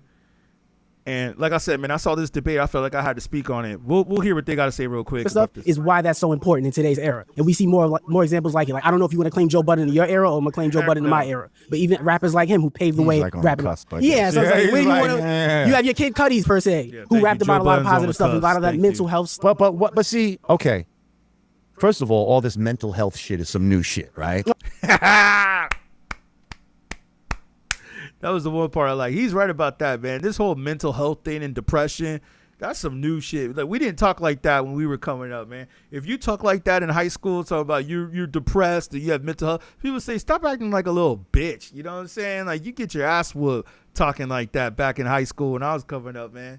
Talk about, I'm depressed. I have you have a mental health issue. You have to take your pills. You have ADHD and OCD and AD and this, like, man, those words were unheard of back then. Like, what is all this stuff? Even though the song ADHD by Kendrick Lamar is one of my favorite songs, but I think he's actually making fun of it in that song if you really listen close. But yeah, we didn't have that coming up. All right. Like, And a lot of that. Hang on. A lot of that, but hold on. A lot of that is because of the increase in pharmaceuticals and all of that type of shit, which will side effects include, feeling like a piece of shit, want to be suicidal, all of that type of shit, all of that type of stuff, and the society that you live in now Normalizes. Yes, they want you to feel like something's wrong with you. You understand what I'm saying? So I get that an artist out there who makes people. Yeah. Outkast? Come on. I'm from the 90s. This dude brought up Outkast. So, huh? We were on the same label. Like, huh? I'm a boss. See, that's what I said. All you can say is about getting money. But that's not the most positive thing you can do in the world. But education? How about being healthy? Oh, you're dead prez. Be healthy. Royce the 5'9"? Royce the 5'9"? Is he really your era? Mid 2000s, late 2000s. When was his, okay? More of his catalog is from the late 2000s, 2010s. Who? Let's fact check that. Yes, you have Corday, you have your JIDs out there. Listen, Everybody keeps saying no, Corday seriously, and like JID. if y'all could write down the name of the some artist. song Yo, everybody keeps saying Jid and Corday. Like, nobody's really playing those dudes. It's like Vince Staples, man. Vince Staples is a cool rapper. He can rap, but ain't nobody checking for that. I think his album flopped, even though I think it still did decent for an independent rapper. But come on, man. Vince Staples, I think the album he just dropped, I actually want to go check that out. You know what I'm saying? But he sold like less than 20,000. Royce the 5'9" debut album came out in 2002. See, that's closer to 99 though. I don't know, man. And then let's not forget, Royce the 5'9" got a verse on Slim Shady. So that's 99. So I consider Royce the 5'9" golden era. I don't consider him new school, new era.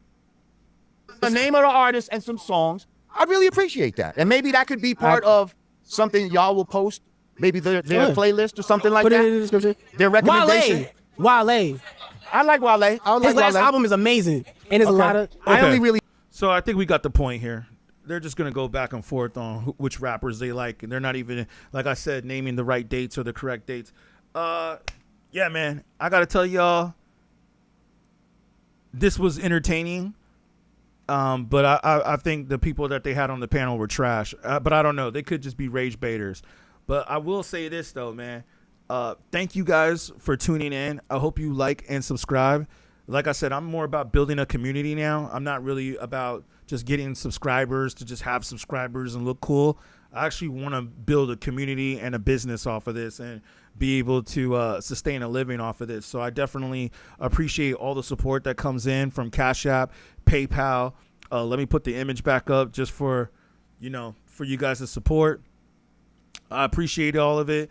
We talk about some real hip hop. I'm going to go back and read some of these comments. Thank you all that tuned in on the comments. 007, JNR, Norman Radio, Sep Herman, definitely 5651 if I said your name right. Dartmouth.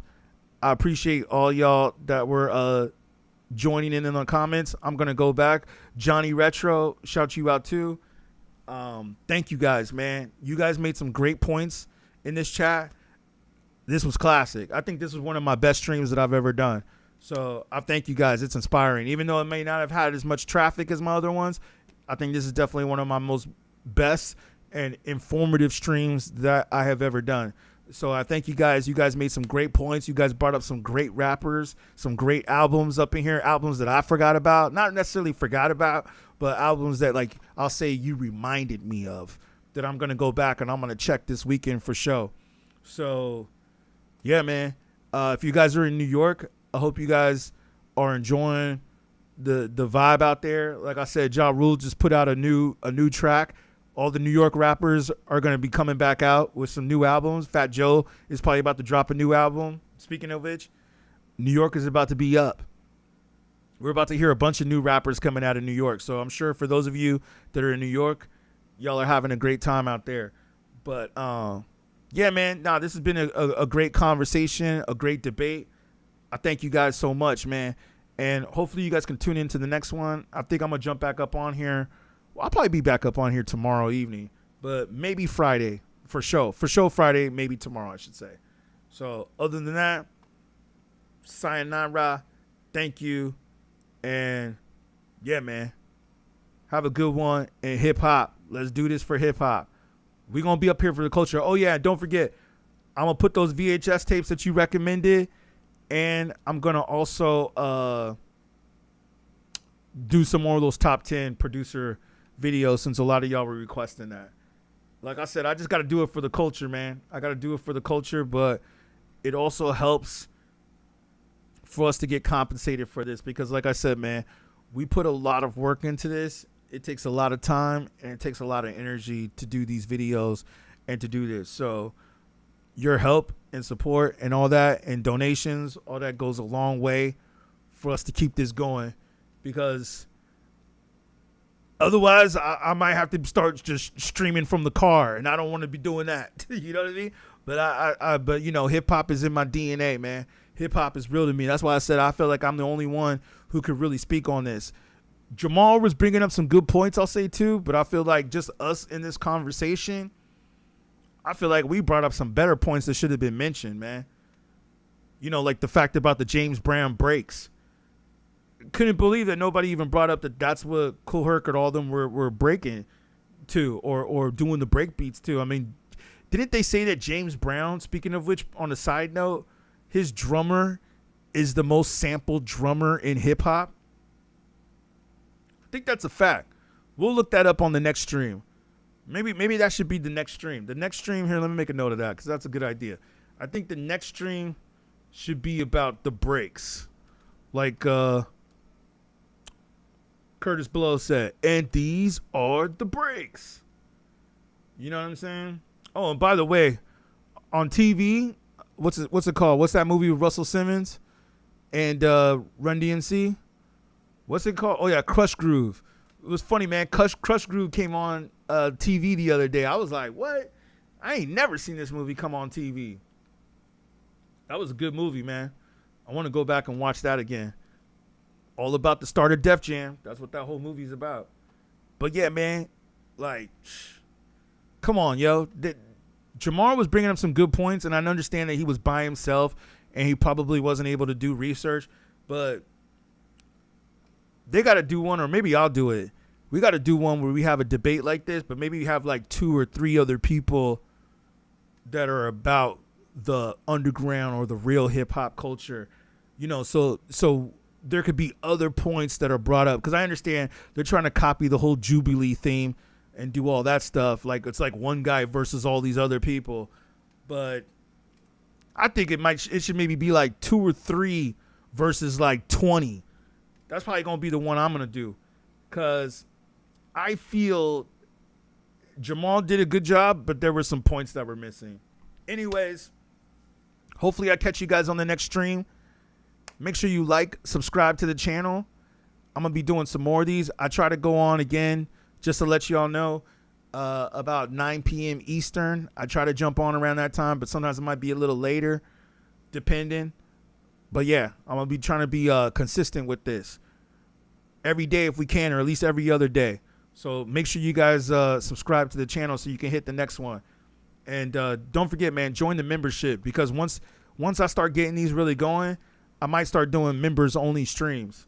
So yeah, you know, to like say shout out to my members, you know what I mean? But like I said, I'm in the process of building the community, so I appreciate y'all. A real hip hop community. We're going to start discussing some real stuff too. I know that this kind of stuff right here is entertaining because they probably put these people on here that don't know shit about hip hop because it makes it more entertaining. But I'm thinking that we got to start going back and talking about the realness, like what these rappers in the golden era, like KRS-One, Wu-Tang, you know, all these rappers that were out here, like what they was really talking about in their lyrics. So maybe that might be the next stream where I'm going to go and we're going to go through these lyrics and we're going to talk about what they were talking about in these lyrics. Because, man, they were talking about some powerful stuff that I don't think a lot of people know how to decipher, which I understand and I got the knowledge on. So, and I don't really see too many YouTubers doing that. So we're going to come from a different angle. So make sure you guys subscribe to the channel, all right? And hit that Cash App and that PayPal, by the way. And like I said, even if it's only $1, that helps, man. We had about 200 people up in here. Probably going to have more when we do the rebroadcast. So if I got like 500 to 1,000 people on this stream, if I get $1 contributed from all of y'all, that's like $500 or $1,000 right there, man. And I could do this full time. So that's the goal, all right? So if you with me on that, come journey with me. Let's do this. beatGrade. Thank y'all. I'm out. Y'all have a good one. All right. Peace.